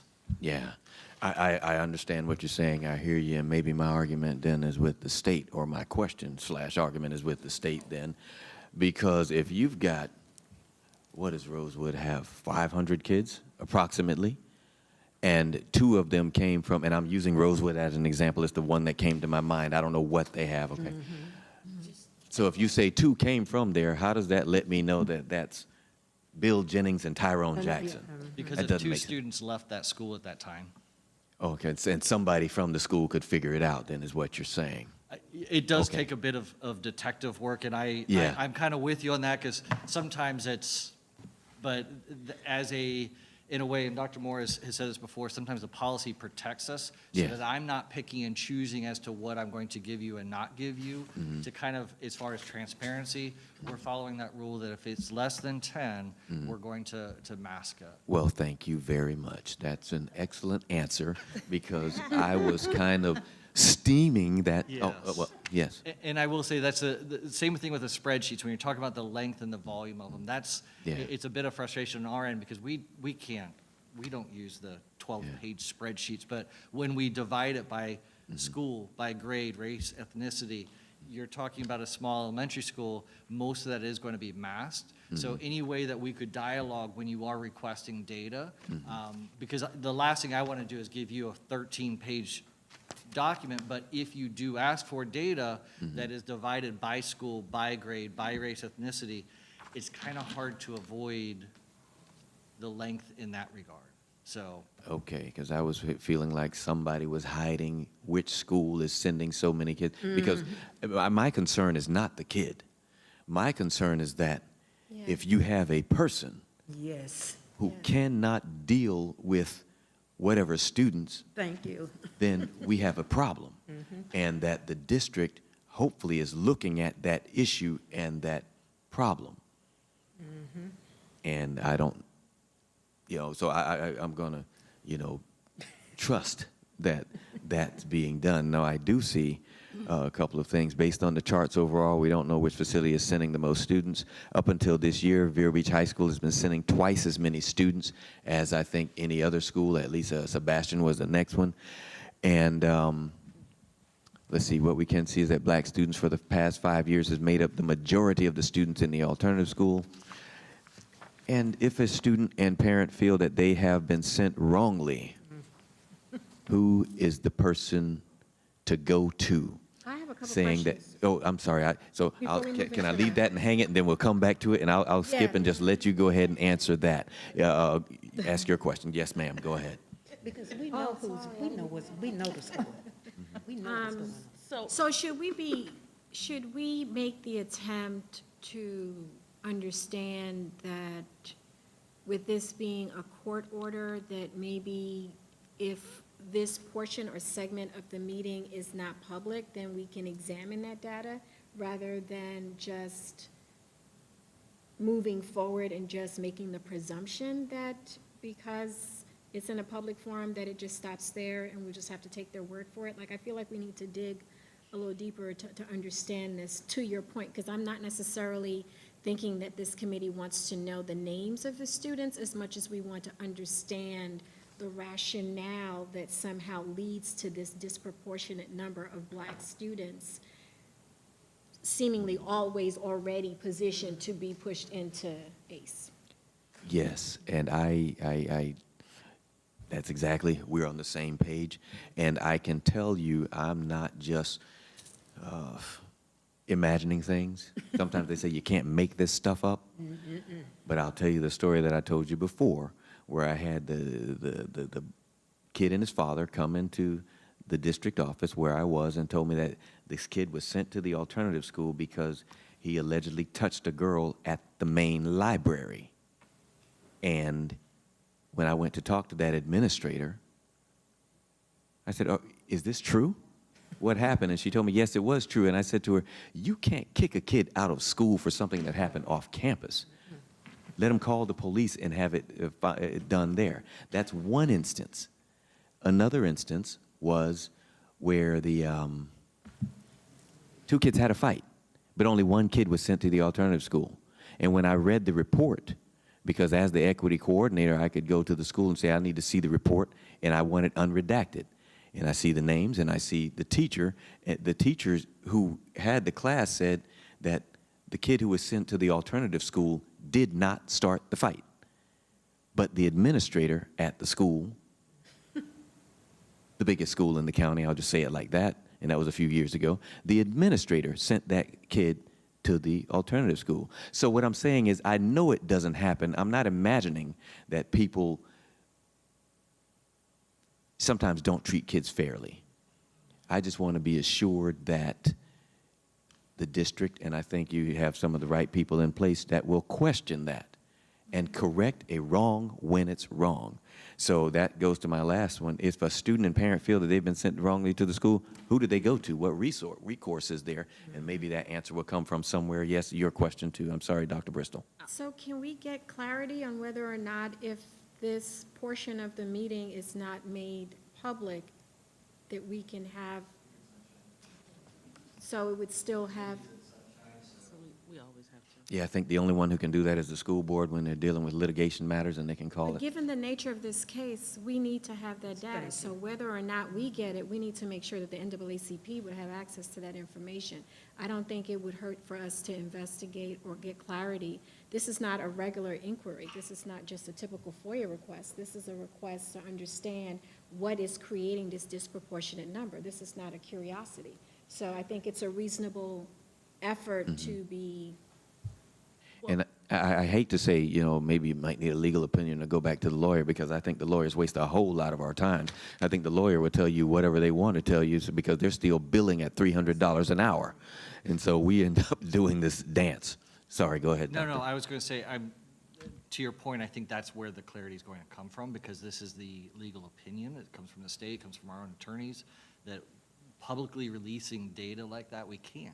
No, I'm not asking you So- to do it. I'm trying to find out, for the purposes of this committee and Yes. for us to get full unitary status to lift this DSEC order, we need to be able to determine that in fact this program is not disproportionately holding students outside of a regular learning environment because of some unfair practice. If this is part of the suit, then you need to get clarity for that.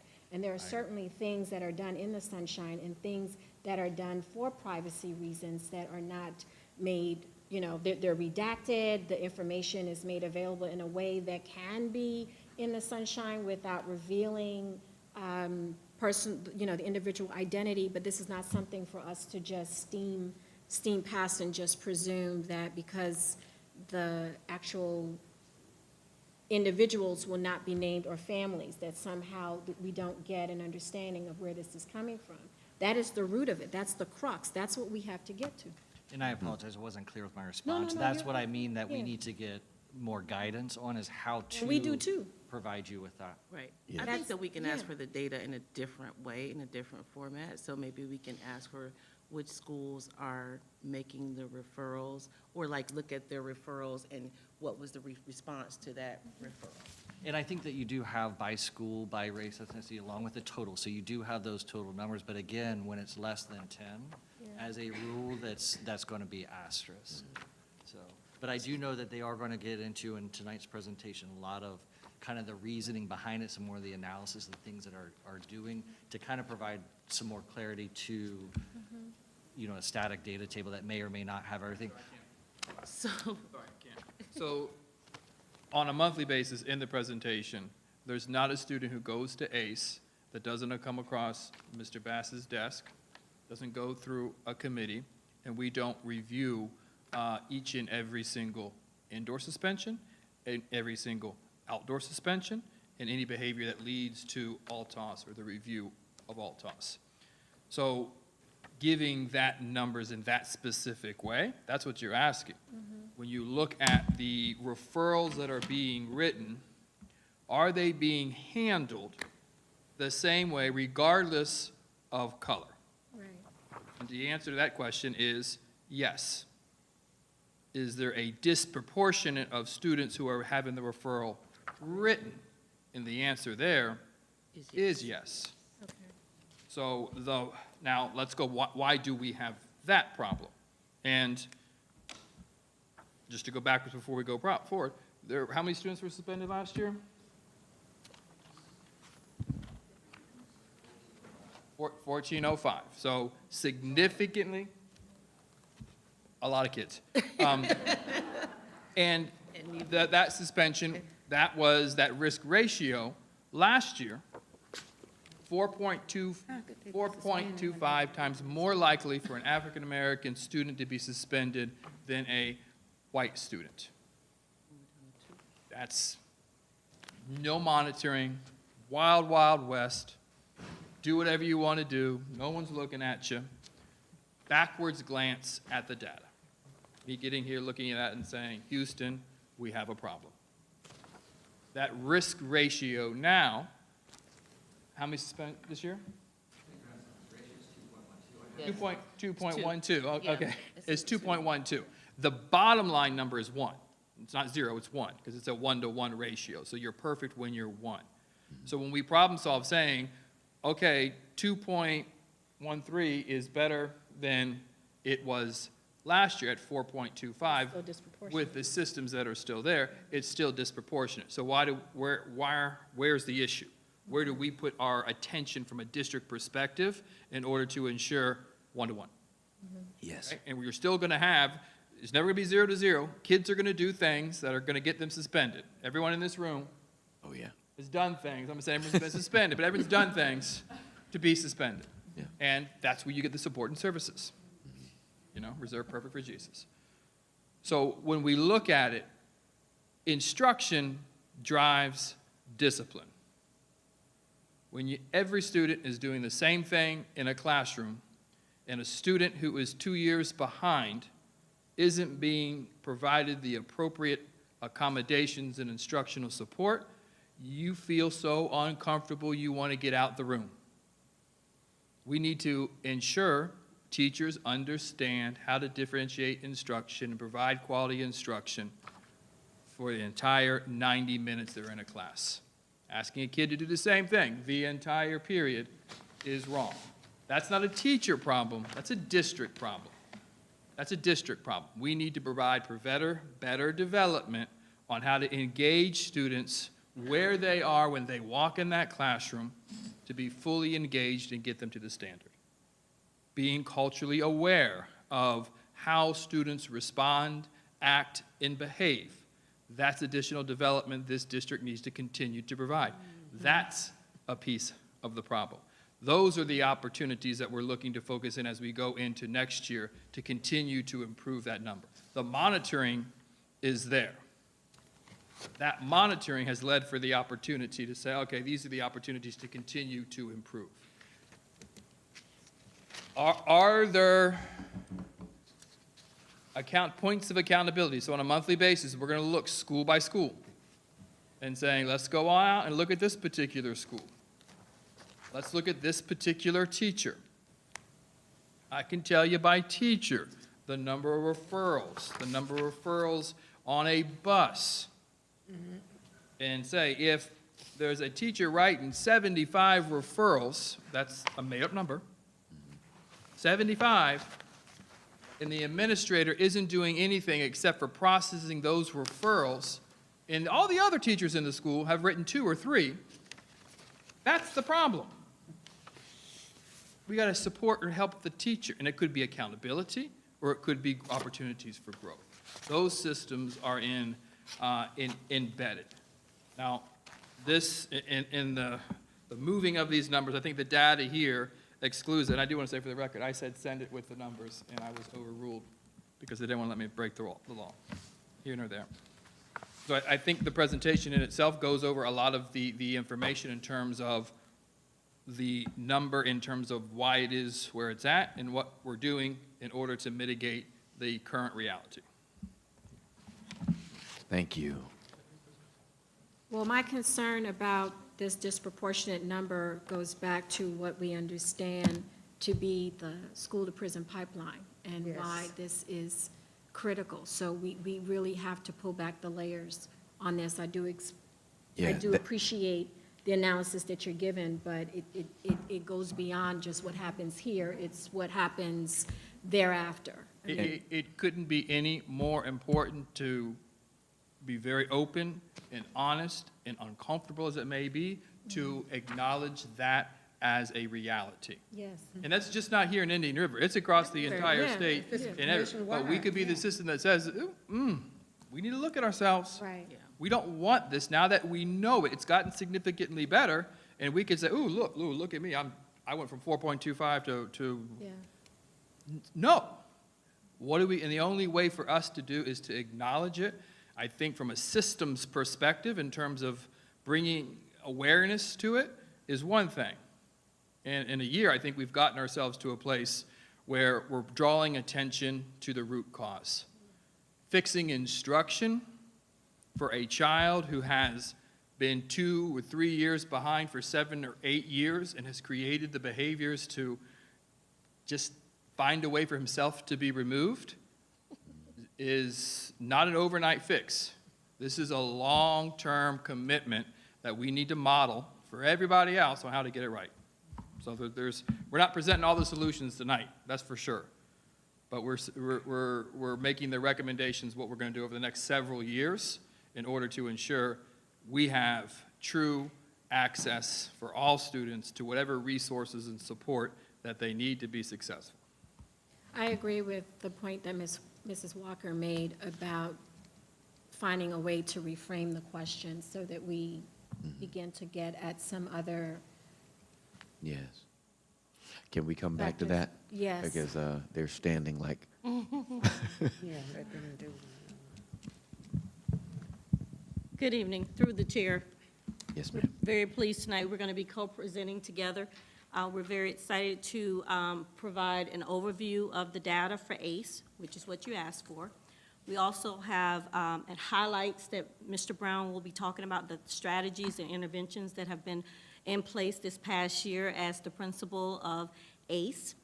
Also, we're very excited about some plans that we have for next year, 2021 through 2022, which are, actually, it's a two-prong approach of our AIM, which is alternative intervention measures, which one part of that, he's going to talk about some interventions we have in place at our high schools to reduce the number of students being sent to ACE, as well as our AIMS Ambassador Program, which will be our mentoring program that we will be launching next year as well. You'll be hearing more about that soon.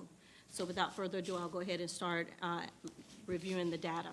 This is an overall review of data for ACE placement over the past 3 years. If you can see, for the total, for 18-19, we had 120 students who were placed there. 19-20, 93, and for this year, 2021, 59 students. The same for our African American, our black students. You see that in 18-19, we had 62 students who were placed there out of the 120. 19-20, we had 45 black students that were placed there, and this past year, we sort of cut that in half to 31 students. We really don't want any students being placed at ACE. But that's our overall data. For Hispanic, 18-19, we had 21, and as you can see for 19-20, we had 13. And again, with the asterisks, that means it was less than 10, so we could not give that information for 2021. For our whites, we had 29 students in 18-19, 19-20, we had 30, and 2021, we had 20 students out of the 59 that were placed. ACE placement by school. I know this is important information that we want to really look at. A lot of this is starred again because of the less than 10.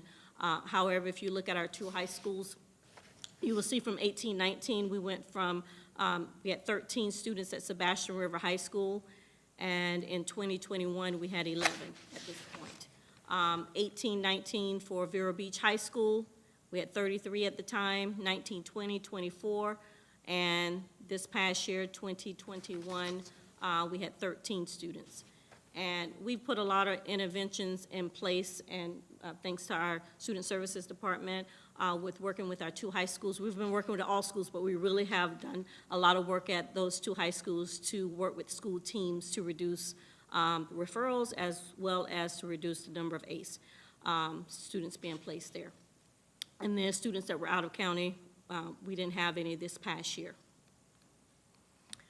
Reasons for ACE placement, out of county, that was less than 10. Our CERT, students that were placed at CERT was 47 total this past year. And you had asked for the reasons. These are the overall examples of some of the reasons that we had.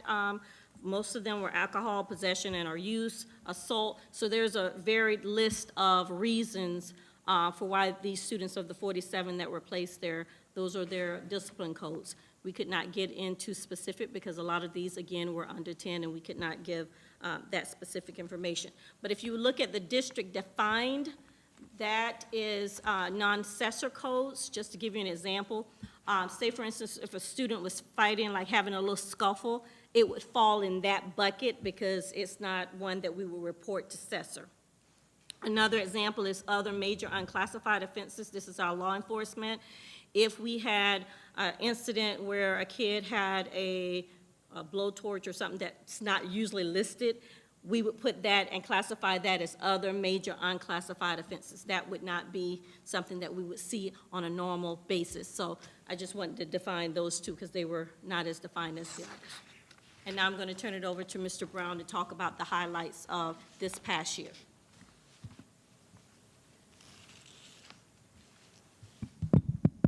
Good evening. Okay, so just to talk a little bit about the ACE, just to give you a little background information. We currently have 33 students on our campus, 19 staff members.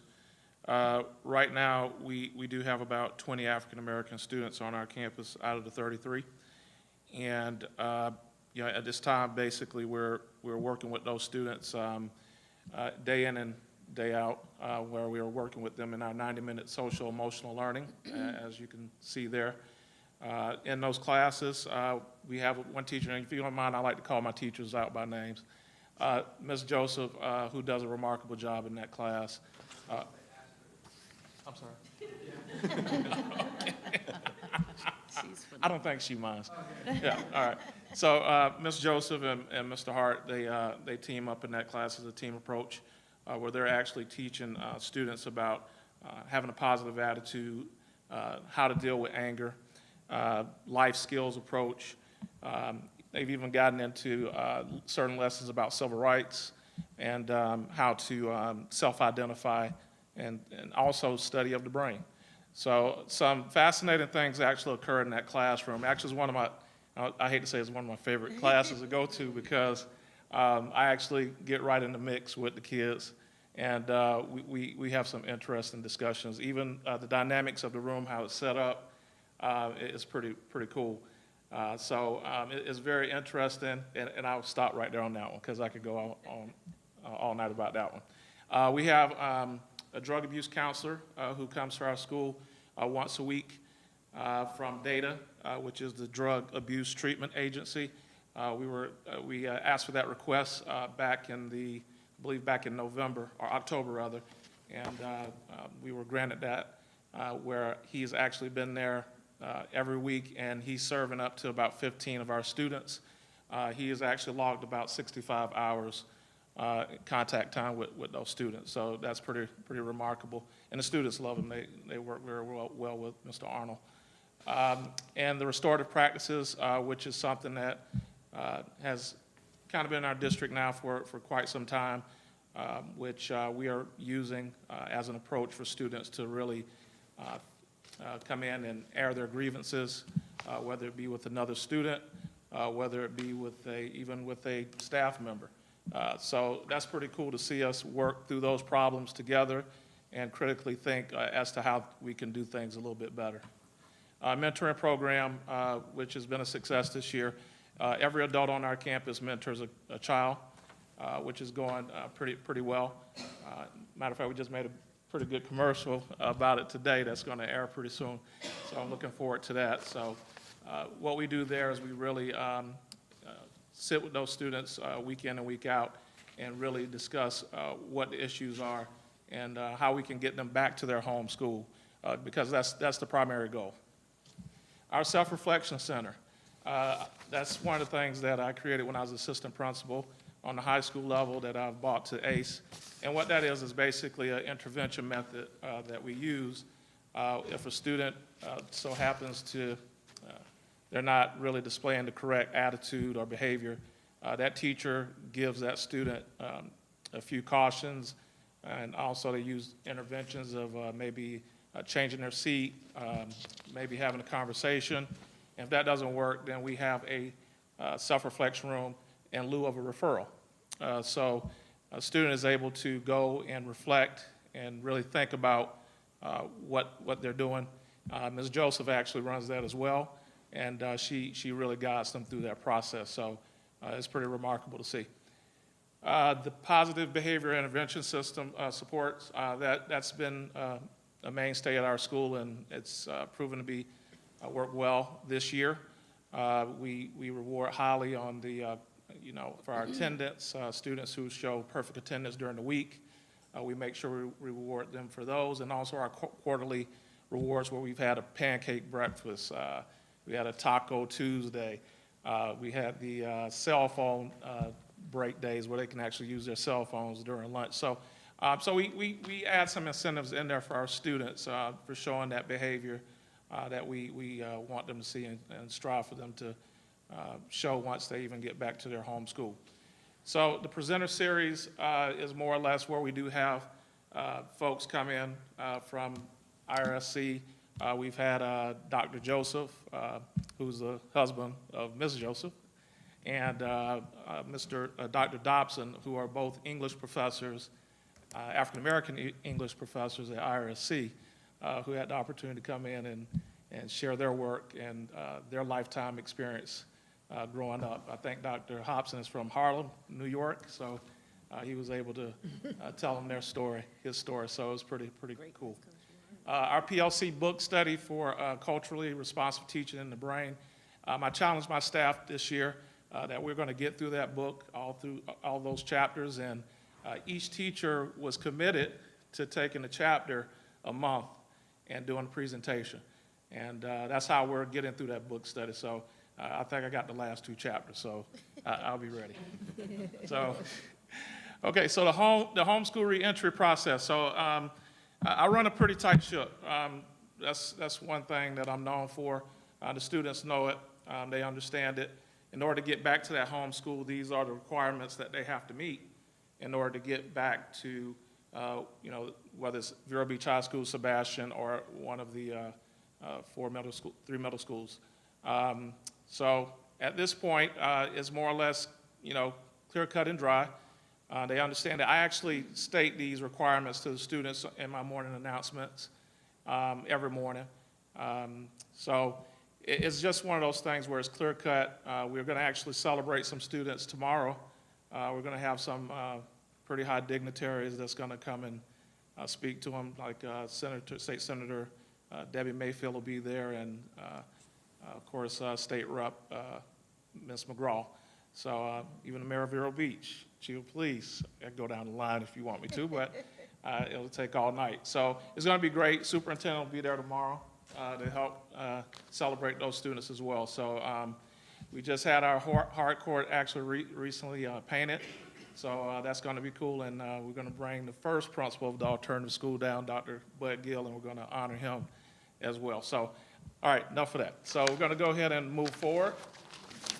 Here we go. So, and I say this jokingly, the superintendent challenged me to come up with a mentoring program, and he actually put a team of us together. Dr. Packard, who's behind me here, who's been the lead and really orchestrating us through this, and it's been great. So what we're looking at doing, what does AIM stand for? Alternative Intervention Measures, all right? So that means that we are looking at different systems that are in the school and whether or not it's being applied to those children who need it the most. So we're talking about our lowest quartile students, the ones who are really struggling, the ones who have the early warning signs as far as their grades, attendance, things of that nature. ODRs, their office disciplinary referrals, because they're frequent flyers. So we want to really see if the schools are really using all of the resources that they have to make sure that they are looking at each child and really helping each child to graduate, to meet their goals for the future. So obviously there's a fidelity of support there that we're going to be looking at to make sure that each school is being held accountable. So right now we're starting at the secondary level with the students, and then obviously it's going to pretty much merge into the mentorship program, which you're going to hear about shortly. So really excited about that. So it's really going to be a big deal. So AIM really gets into the fidelity piece, where again we're addressing the needs of the whole child. Every child matters. We move towards graduation, and we're promoting a positive and successful school experience. Because every child is valued, again, we want to make sure every student is getting exactly what they need. And again, we're going to make sure we do the checks and balances on that.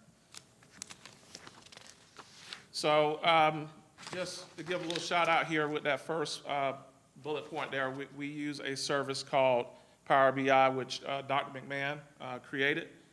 So what that does is that actually lists a number of students who are in those critical areas as far as their grades, attendance, discipline history, even poor test scores. So he was able to help us to identify those kids very quickly, and then from that point on, we know which students to work with right away. So kudos to Dr. McMahon on that. Also, in this service, we're going to actually look at completing an audit for each student to make sure that the school is doing what they're saying they're going to do for that child. So there are going to be some benchmarks there for the EWIs, and making sure that those interventions are in place, and then also developing a plan for those students who are in critical need. So that concludes my piece of the presentation, and I'll introduce Dr. Packard. All right, thank you so much. So we are super excited about AIM, and Mr. Brown did a fabulous job of explaining the piece that our schools and district team members will own. I'm going to be talking about the Ambassador Program. So the AIM for Ambassador Program is really based on the idea that every single child we know can benefit from one caring adult. We, of course, want them to have a network here within the School District of Indian River County, which is why we are expanding a lot of that accountability to our schools and making sure that we have multiple people who are advocating on behalf of our students. But the ambassador is going to be that person who's not just a mentor. Certainly that will be part of it, building that relationship with the student, getting to know them, volunteering their time, at least 4 hours a month with them. But they're also going to be going through professional development themselves. We really want to capitalize on the research that's out there to make this the most meaningful experience for the mentee as well as for the ambassador. And so as part of that, they're also going to learn how to advocate on behalf of the student and help to build capacity and work as a team with the family. And so for families who consent, they will have access to the student's focus record. They will be able to help, as Dr. Moore said in one of our meetings, if there's the best ELA teacher in that school, we want that AIM ambassador at the school saying, I want my kid in this class, and helping to make that happen. So just an overview here so that you can see this mapped out in just a little bit of a different way. You can see that Mr. Brown, the AIM lead, is really going to be working in harmony with the AIM ambassador. So their overall goals may be slightly different. The AIM ambassador is going to be hyper-focused on the student. Mr. Brown will as well, but he'll also be helping to build that capacity and working with the school team to ensure that the student's getting what they need.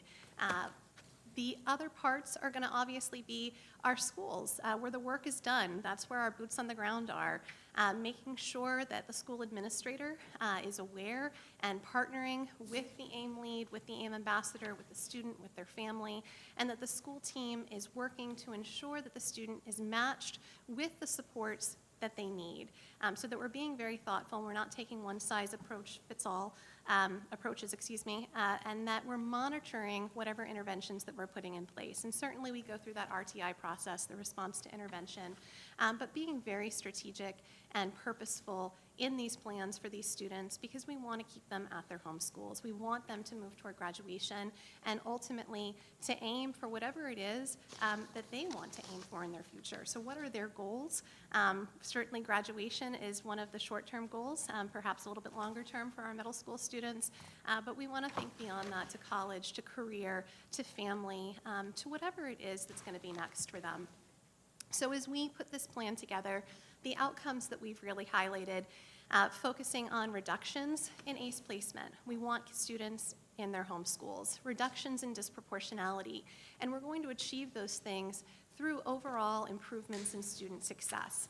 So we're going to see increased self-auditing by our school teams. We're really going to be honed in on early identification and intervention so that we're not seeing those students who are falling 2, 3, 4 years behind. We're catching them as early as we can and helping them to get back on track. Again, I talked about that match between whatever the child needs and the intervention that we're putting in place, having those additional mentorship opportunities and structuring the RTI process. On the side of student-centered discipline, this really coordinates with the efforts that you've seen with regard to the revision of our student code of conduct, which began last year for this year.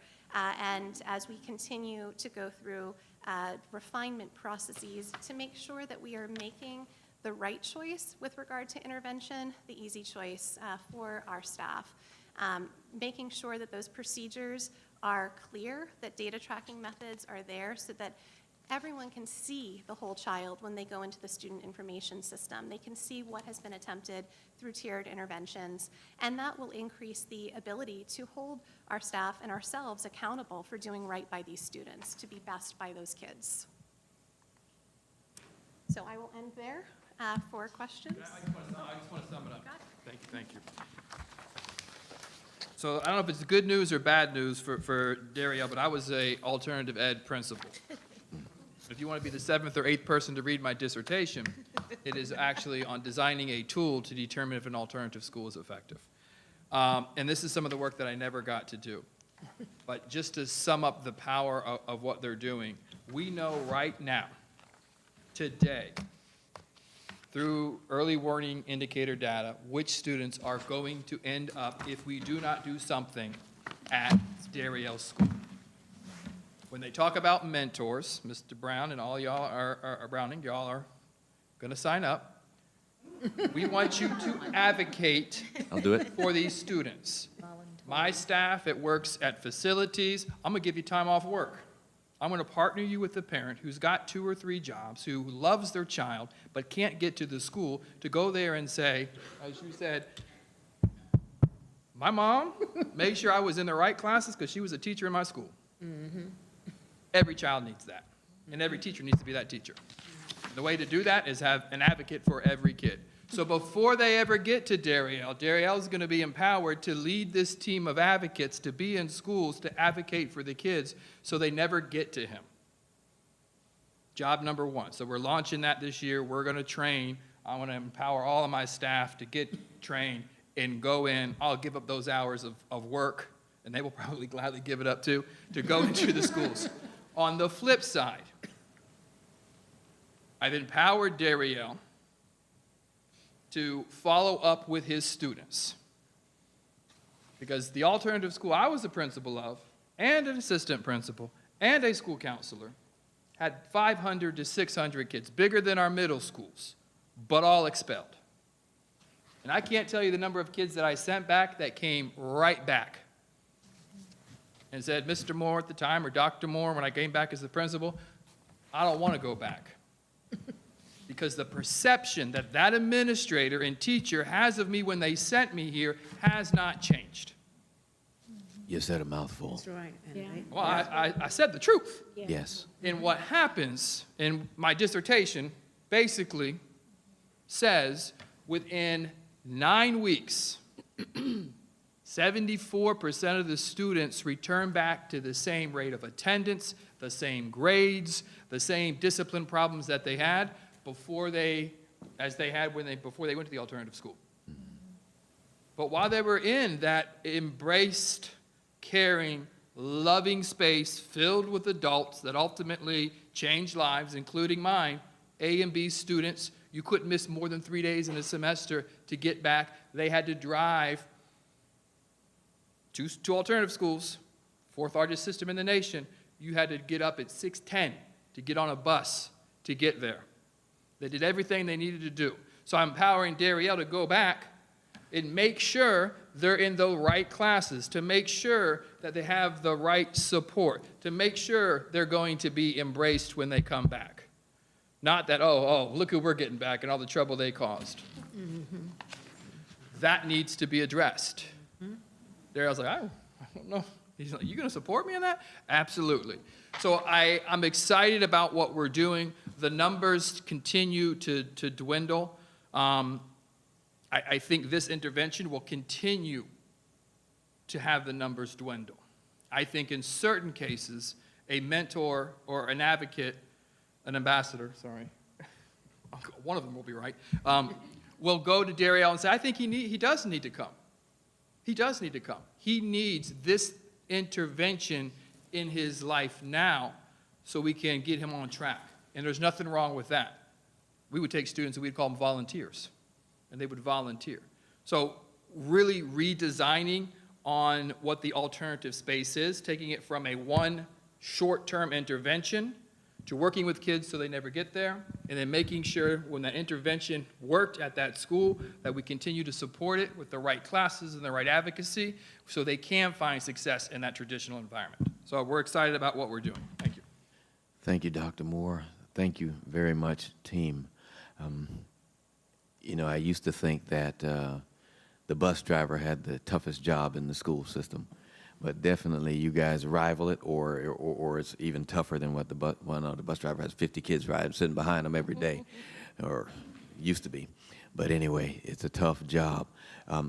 Thank you, Dr. Jones, for being here, Mrs. Barenborg, for being here. We've had some great discussion tonight, I think, in my opinion. We're trying to figure out how to streamline what we are doing. And yes, I think I can edge out some time to volunteer. Mr. What's the big guy's name again? I forgot. Brown. Brown, yeah, Mr. Brown.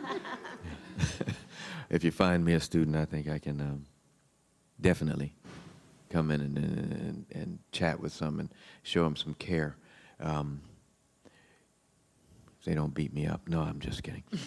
But While I enjoyed I'm in for the work. the presentation, and I appreciate it, there's a part of me that's still uncomfortable because I don't want to normalize what this is, and to really stress and push for the fact that the real issue is to be more proactive in the schools to ensure that we don't get to this point. And I appreciate everyone acknowledging that, but I don't, like, as I'm listening to it, I'm like, oh yeah, that sounds great, that would be good too, and I have to remind myself what this is and how we got here, and to be proactive with what is, particularly as a member of the NAACP, we have to still go back to the fact that disproportionately there are still larger numbers of Black children that are in this position. So if we are proactive in redressing that at the school site, then we will eventually get to that 1-to-1 ratio. And so that's the vision that I want to say that we should stay focused on, and, not romanticize what, can come out of, these other scenarios that lead us to this path. Otherwise, what we're doing is not just normalizing it, but we're preparing our students for, being institutionalized. So I hear you. I hear go you ahead. 100%. And I want to just offer this student, because when Dr. Moore got up and he was speaking about wanting to keep the students, that certainly the focus is to keep students at their school. One of the questions that I wrote was, what about the students who really do need some intensive support in a small setting? So let me just give you an example of a young lady that I'm currently mentoring. I can tell you for sure that the school psychologist is involved with support. The administrators, they have done so much. She's brilliant. She's level 5 in reading. But her mother was murdered.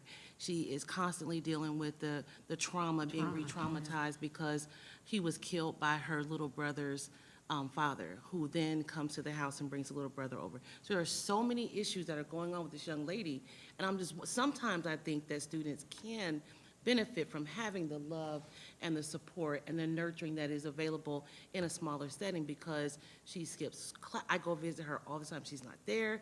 She skips classes. She's not doing, she's brilliant. She's an author. She has so much going on, and it feels like she just needs that additional support.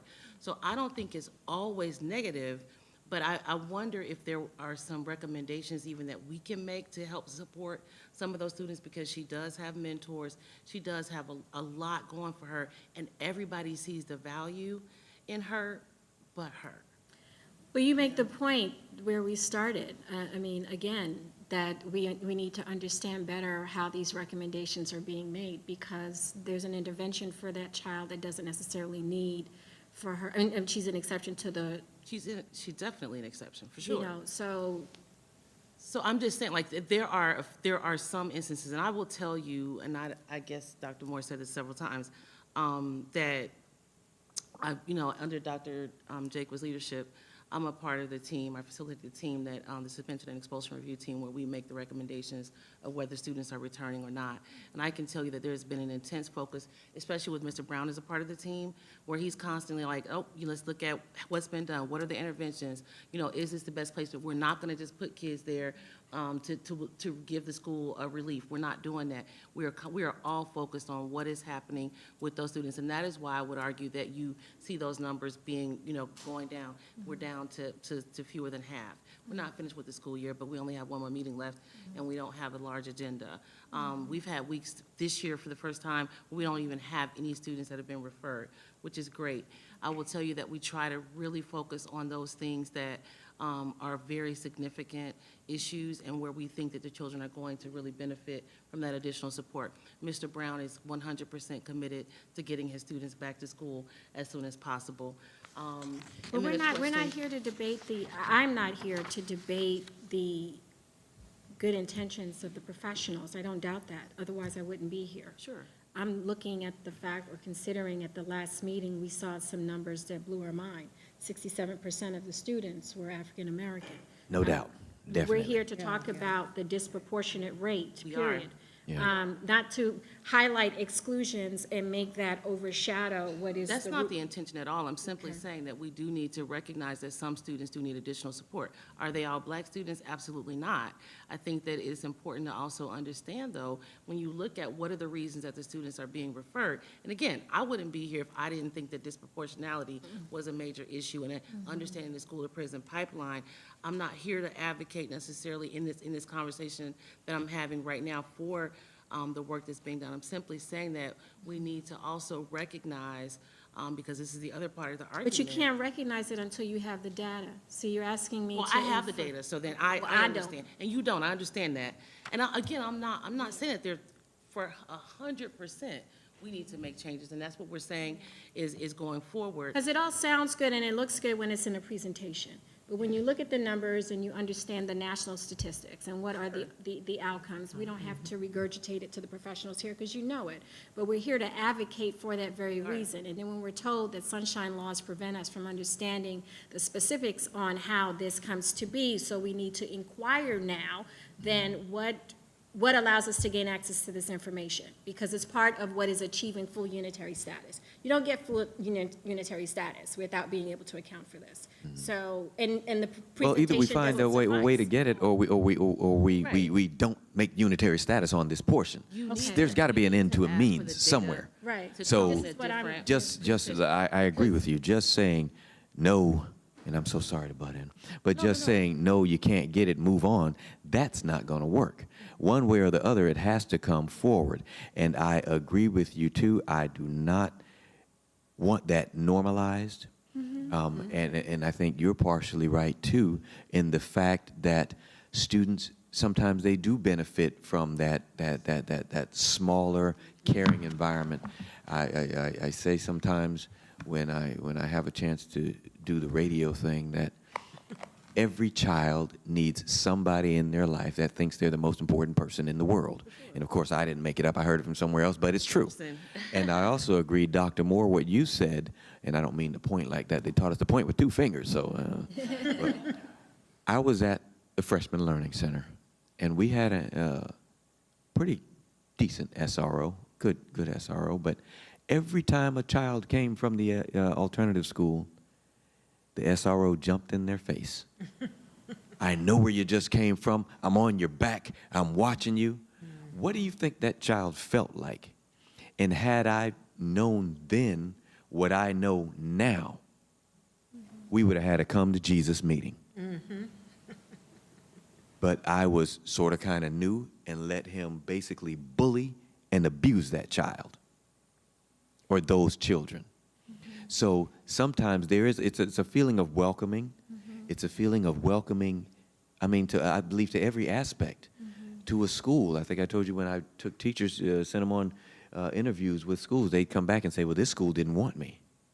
This one I felt comfortable at. The same thing with students. And it's making them feel welcome. And I think that this part of the plan is inviting to me, and it works. I also believe that every child has a right to an education. And I'm saying that to say that there are some kids who want to be there, who want to learn, and because the child doesn't want to learn in that environment, doesn't give them the right to upset anybody else's environment. Now, here's the kicker to that. So I believe in what the alternative school is the purpose of a safety net. But it for darn well better be equally accessed. And I think the problem is that what we see on this paper, it suggests, and from my prior knowledge, and I could give you names, I just don't, of the administrators, and some are still in the district, that mistreated children. And I hope that that has changed. So I'm not so dumb as to think that there are not those situations. But I'm hoping we get to a place where, like Dr. Moore said, where we're monitoring and that's being flushed out with where the referrals are coming from. Is it, Tad gets a smile or a spank on the hand, and Trayvon gets alternative school. Right. Or vice versa, whichever way it works. And I all think you're students, getting to for the all point whatever you've been accused of, need the same type of discipline. that I was trying And that to seems say. common sense. For sure. But common Like, sense this ain't is- coming to everybody. This is what I was trying to say. That who goes there is determined by who's referred, right? So what you're saying is exactly right. Who's being referred? What I'm saying is, what we're trying to do is be very intentional about the outcomes for the referrals that we receive. We have no control over whether or not 2 students committed the same offense, right? And one was referred and one was not. I'm not saying that if it was a mutual offense that they engaged in together, obviously that's something different. But we don't have any control over if there is whatever's referred to the team. Again, for safety reasons, for whatever reasons, sometimes those students are referred, and the recommendation is to go to an alternative school. What you'll probably find as we dig deeper into the data is who is actually being referred there and for what reasons, and that will make more sense, because you will find that white students are less often referred. And so that is what results in the disparities, because they're not referred as often for the alternative school placement. So there are a couple of concepts that many of you might be familiar with in your professional development training, but at the graduate school level, where I've spent the last 7 years of my career lecturing, we work on concepts called push out and pull out, right? And I think if there is something that could in an effort to analyze the factors that are leading to the recommendations, that qualifies which students are being pulled out, juxtaposed to pushed out, as opposed to dropping out, that might level the playing field of our understanding about where interventions have to be made. Because what you're speaking to with the student that you used as an example, that anecdote, to me sounds more like a push-out or a pull-out factor relating to the trauma in her life and not having the supports. And yet we're coupling all of these students or grouping them together in this effort. That's how it seems, and we can only go by what is documented. Sure. And the numbers point to a disproportionate effort, not disproportionate effort, but lack of transparency about how it is that they end up there. And then it feels like a cover to not dig further or to analyze it because of what are sunshine laws, when we need to get to the crux of how it is that these students disproportionately are ending up there. Maybe it's not behavioral. Maybe it is, in fact, trauma-related events that are being unmet and not treated or analyzed and understood, and so that's creating a different, response. That would empower us to make other recommendations as opposed to just making the presumption that they're being pushed out because they're Black. Right. I agree. Okay. Good discussion. So again, what I'm saying is we need to probably look at requesting the data in a different format. Yes. So that we're able to see where it's happening. Mm-hmm. So are we looking at ODRs and who's writing the source of the ODRs, like where the places that they have? I mean, because really, essentially, we can go down a rabbit hole. Right. And it can go back to elementary school where, maybe they weren't put through the MTSS process early enough, and we didn't, find the early warning indicators early. I mean, it just can go on and Well, on. we're going to So I guess I start want to know at the, so that we don't go down a rabbit hole, we're going to start with the 67% and work backwards, at least understanding how we got to where we are right now. Who's there and or what are the, not who, excuse me, but how these recommendations are being made, how they're being evaluated, so that some understanding about what recommendations we can make to ensure that that disproportionate number does not certainly continue to grow, but it continues to decline. I know that the superintendent indicated that, I forget exactly the percentage that he was referring to, going from 4 to 2 and working to get to 1-to-1 as a ratio. But, you can't ignore the numbers. I mean, it's not like African Americans are even making up a full 18% in this district. So that's a huge disparity that cannot be overlooked. And I do understand that it's more complex, that, that there are other groups that are involved in this analysis, but the focus of this work is to redress the matters pertaining specifically to African Americans. And in doing so, right, what would be good for these students would certainly be better for all students. So, So are we looking to add this to our next meeting's agenda, this being our focus, our singular focus, to have more specific data, whatever may possibly come across the desks of Mr. Bass? And I thought I heard someone say that these ODRs or referrals to alternative comes across someone's desk, and there's an approval process, right? Are we looking to look at that data? We can black out the names. I don't care to know the name per se, but to see the circumstances of the referral and if it was approved or denied, and then go from there. I'm just throwing that out there. I don't know what I'd love to even see the blank form. I don't know. Do we have the blank form? Do we have the blank form? Do we know what that looks like? I mean, how is that We can filled out request so it. that we know what that? We don't have it here? No? Okay. I want to see the form. I want to see, Mr. Bass. No, it ain't. That's okay, through the chair. Yeah, we can get you the form emailed to you. It's a pretty simple form where the principal fills out the information, but what I have the principals do is I have them call me first, and we talk through every situation that's potentially they want to make as an OSS suspension. And You know, some of the things that we talk about is, you know, usually the first thing I ask is, how are they doing academically? What type of history of discipline issues does this student have? What does their attendance look like? What kind of support do they have at home? Is this something that could have been prevented? Is this something on our end that we didn't do? Is it something that is, you know, just all kinds of things. It's usually a 15 to 30-minute conversation with that principal.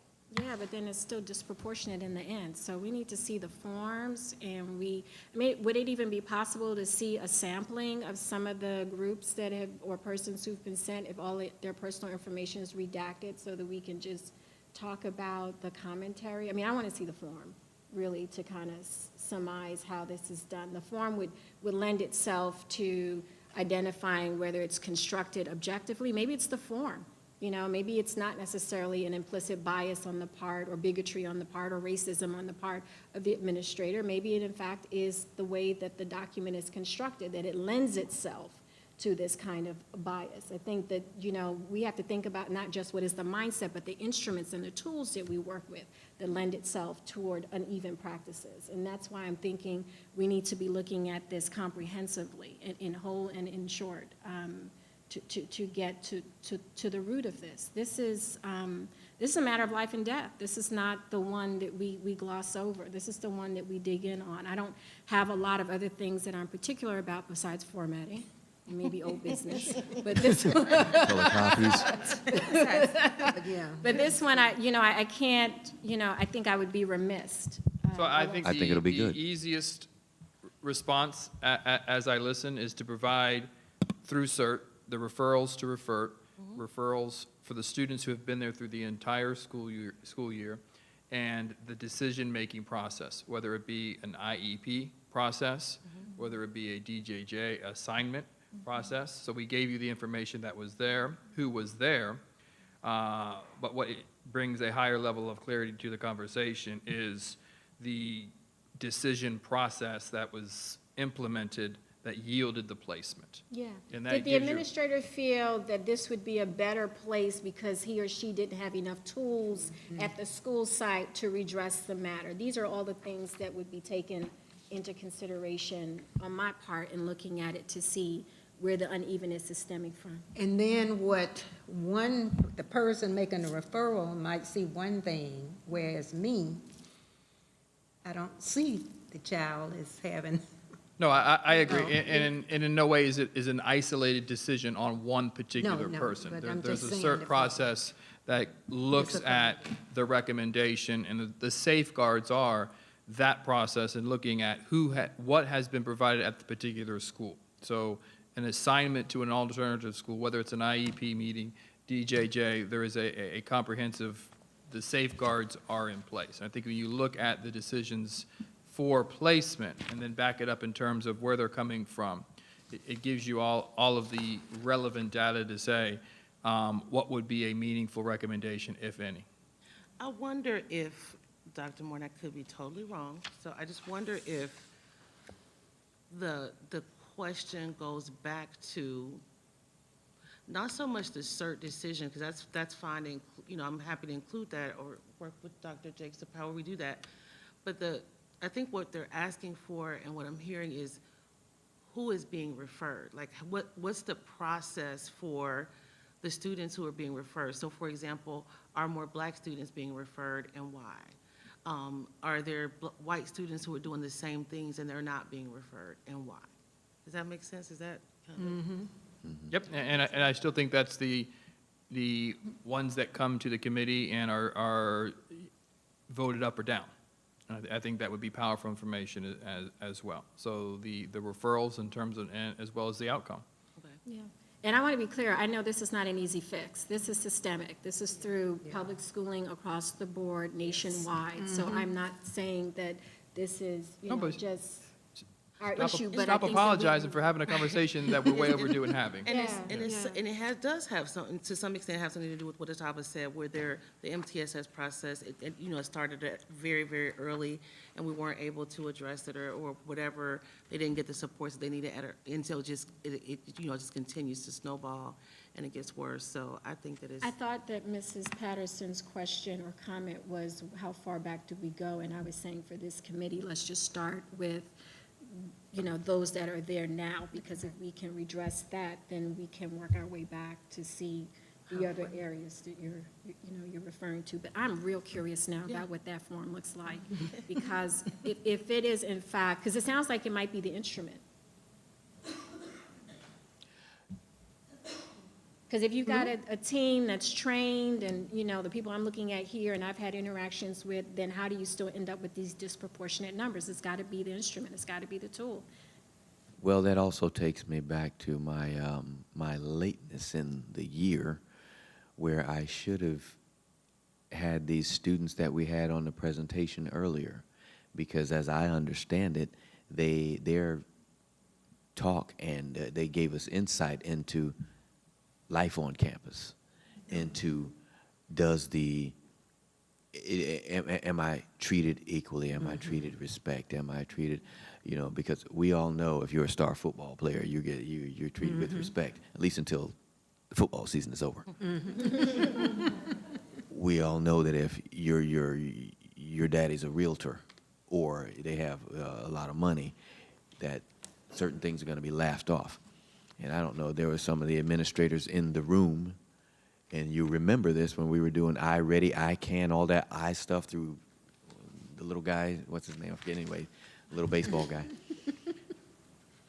Deborah knows who I'm talking about, I can't remember. Anyway, we had a presentation, and they were talking about how they were reforming some kids. So they had this student who, give me a finger if you remember this, all right. Not the right finger, not the wrong.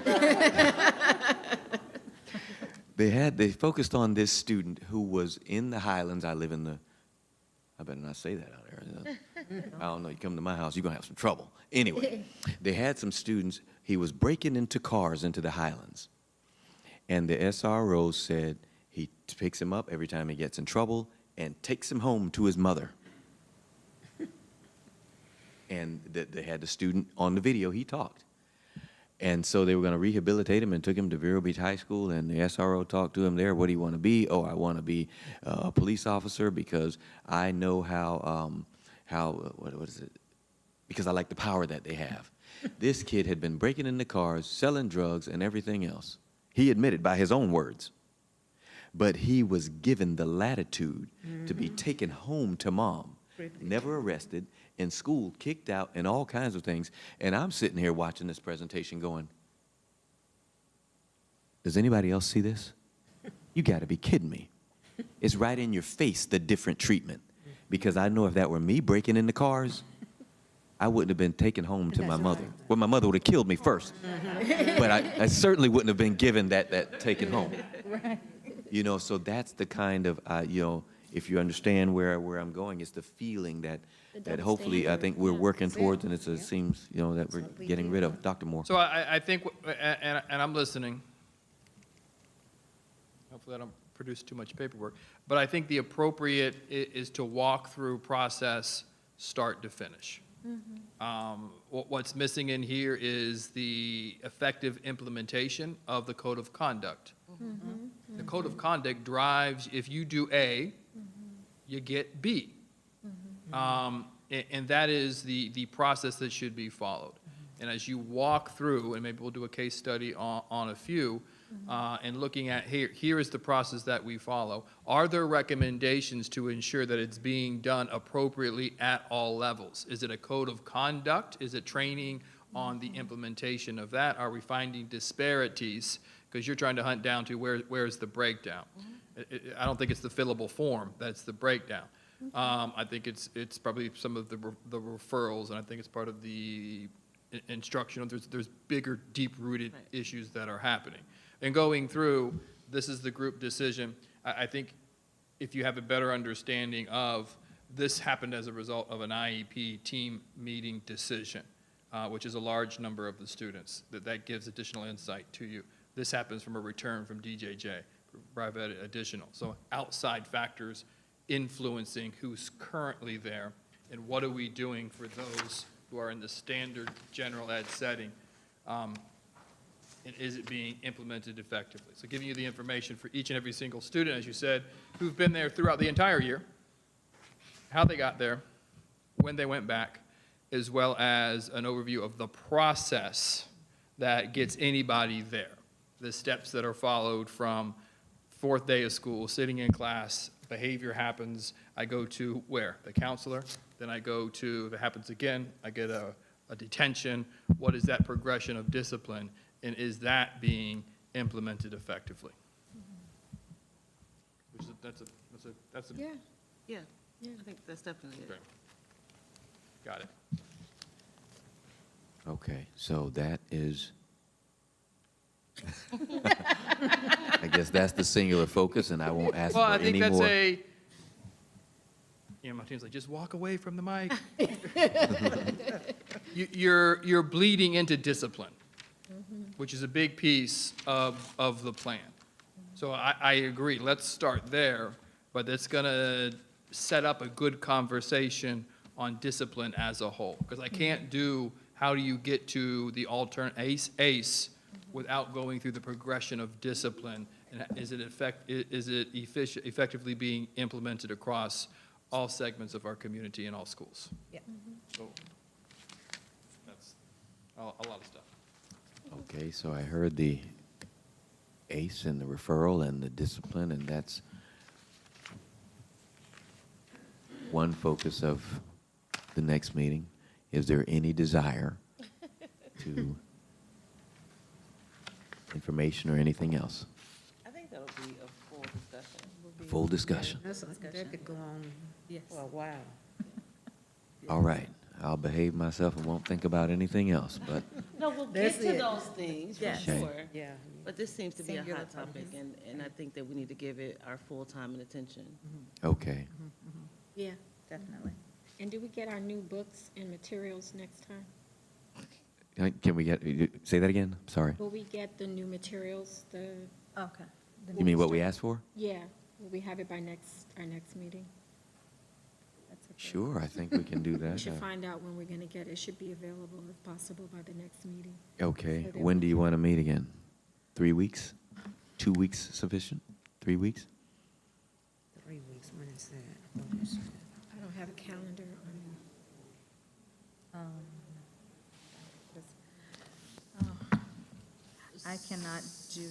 I can't do that. That's my son's graduation. Okay, no, the 3 weeks is your son's graduation? Yep. Okay, I need to turn my 1 phone month? on and it's gonna buzz and Try the beep, month so out? I can't look at it. June, so that would be June 3rd? okay, and if Can I something, look at your calendar? Sure. if something comes up, No, that would be 2 weeks, actually, yeah. June 3rd? I'll make it work. June 3rd? June 3rd, That okay. is 3 weeks. I was a little short. All right. 2 weeks. So June 3rd.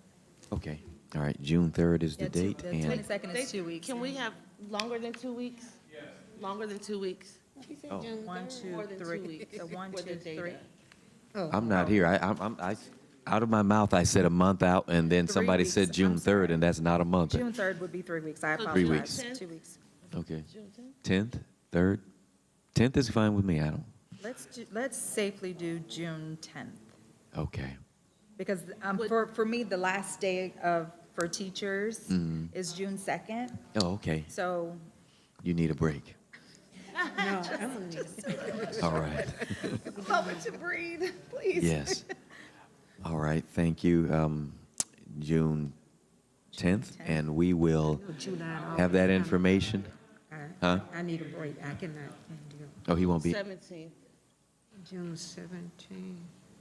well, how's a Wednesday night? Do we want to wait another week? We can, 17th. That'll be on another Thursday. That's fine, the 17th, I guess. All right. Oh, you looking at me? Yeah, are you thinking about something else? No, I'll adjust, I'll adapt. Okay. Yeah, I'll be flexible. Same time, 6. Same time, The 6 o'clock, So you said same the place. 17th? Okay. And you said that's on board docs, but we're still going to get Yeah, we the need those email or the documents. books or in color, please? All right.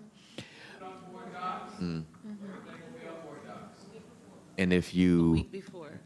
think about something that needs to be a clarification so we don't get too general, if you think about something specific that Yeah. bugs you, Yeah, should we have like questions that we want to, guiding questions? We want to. I would, For, I always send I Dr. think what's- Moore the questions that I want, that I have questions about. So if you'd like to, I think once we get the documents, Then we'll know. we'll know be able better to- what Okay. questions we can frame. all right, thank you. Dr. Jones, Mrs. Berenborg, would you have anything to? Yes. At the last equity meeting, when we were talking about the 53 recommendations, and they had really not ever been an action item on a board meeting, both Dr. Moore and I said at the same time, they need to be at the board meeting, and it was approved 5-0. And I listened very carefully to what you said earlier about receipt, and I think Dr. Moore and I agree that it's certainly that's not the word we're trying to express. I mean, studying all the information for several years with Equity Committee and looking at where we're going, I just want you to know that, honestly, we are working on this. We will talk to Dr. Moore about what has to happen here, and it's something that, you know, it'll be a wonderful year when we could get our unitary status, but even when that happens, Mr. Brownie, it needs to be sustainable, and I've already needs- talked to the superintendent about that. ma'am. It's just not a one and done, because I have studied DSEC plans, and then when they're all good, Right. things then change. Yes, ma'am. And that is not something that I want to see happen in this district. So I think what everybody said here tonight, and thank you for being so professional and being kind in your responses and having a good dialogue, because that's what we need. This is what we need as a community and as a district. I forget which person said it, I'm sorry, but it's not about anger or hate or what this has to do or what this really means. This is about a community working together with each and every student so that we are there for support. So I know that when we put it on an action item, you know, that meant the world to me, in that this board only had it, this new board only had it 4 months. This came to you in October of 2019, these 53 recommendations. We moved on it. We're going to keep following it. And please know that this staff, they work each and every day, and these schools work each and every day. We are not perfect. We've got to get to the root cause analysis of some of these things. Mr. Brown, is he watching? Is that Tony Brown up there? Yes, I think. Okay, I said it, root cause analysis 5 times. I will get a call or text in about a minute. But please know that this will be followed through. And, you know, this dialogue and discussion, if we're not doing something right, we need to discuss it. And sometimes, I said before, we always won't agree, but we've got to get there together. So thank you for your professionalism, your love of children, not making this something that needs to be either or, because we're in it to win it, buddy. Thank you. Yes, ma'am. Thank you. Thank you. Hard act to follow. I apologize for not being here, but you know, I had a really good reason. I was with Dr. Long, and we were over at Indian River State College celebrating students. And there were students in the TRIO Upward Bound program. And it was just wonderful to see students that overcame things in their lives and still were able to achieve, and all of them are going on to do tremendous things. My jaw kept dropping when I heard all the accomplishments these kids had. So that is where we want all our kids to be, right? And you have a board, I think, that wants to move on this. And we don't want to just move on it just to get the checks in the boxes.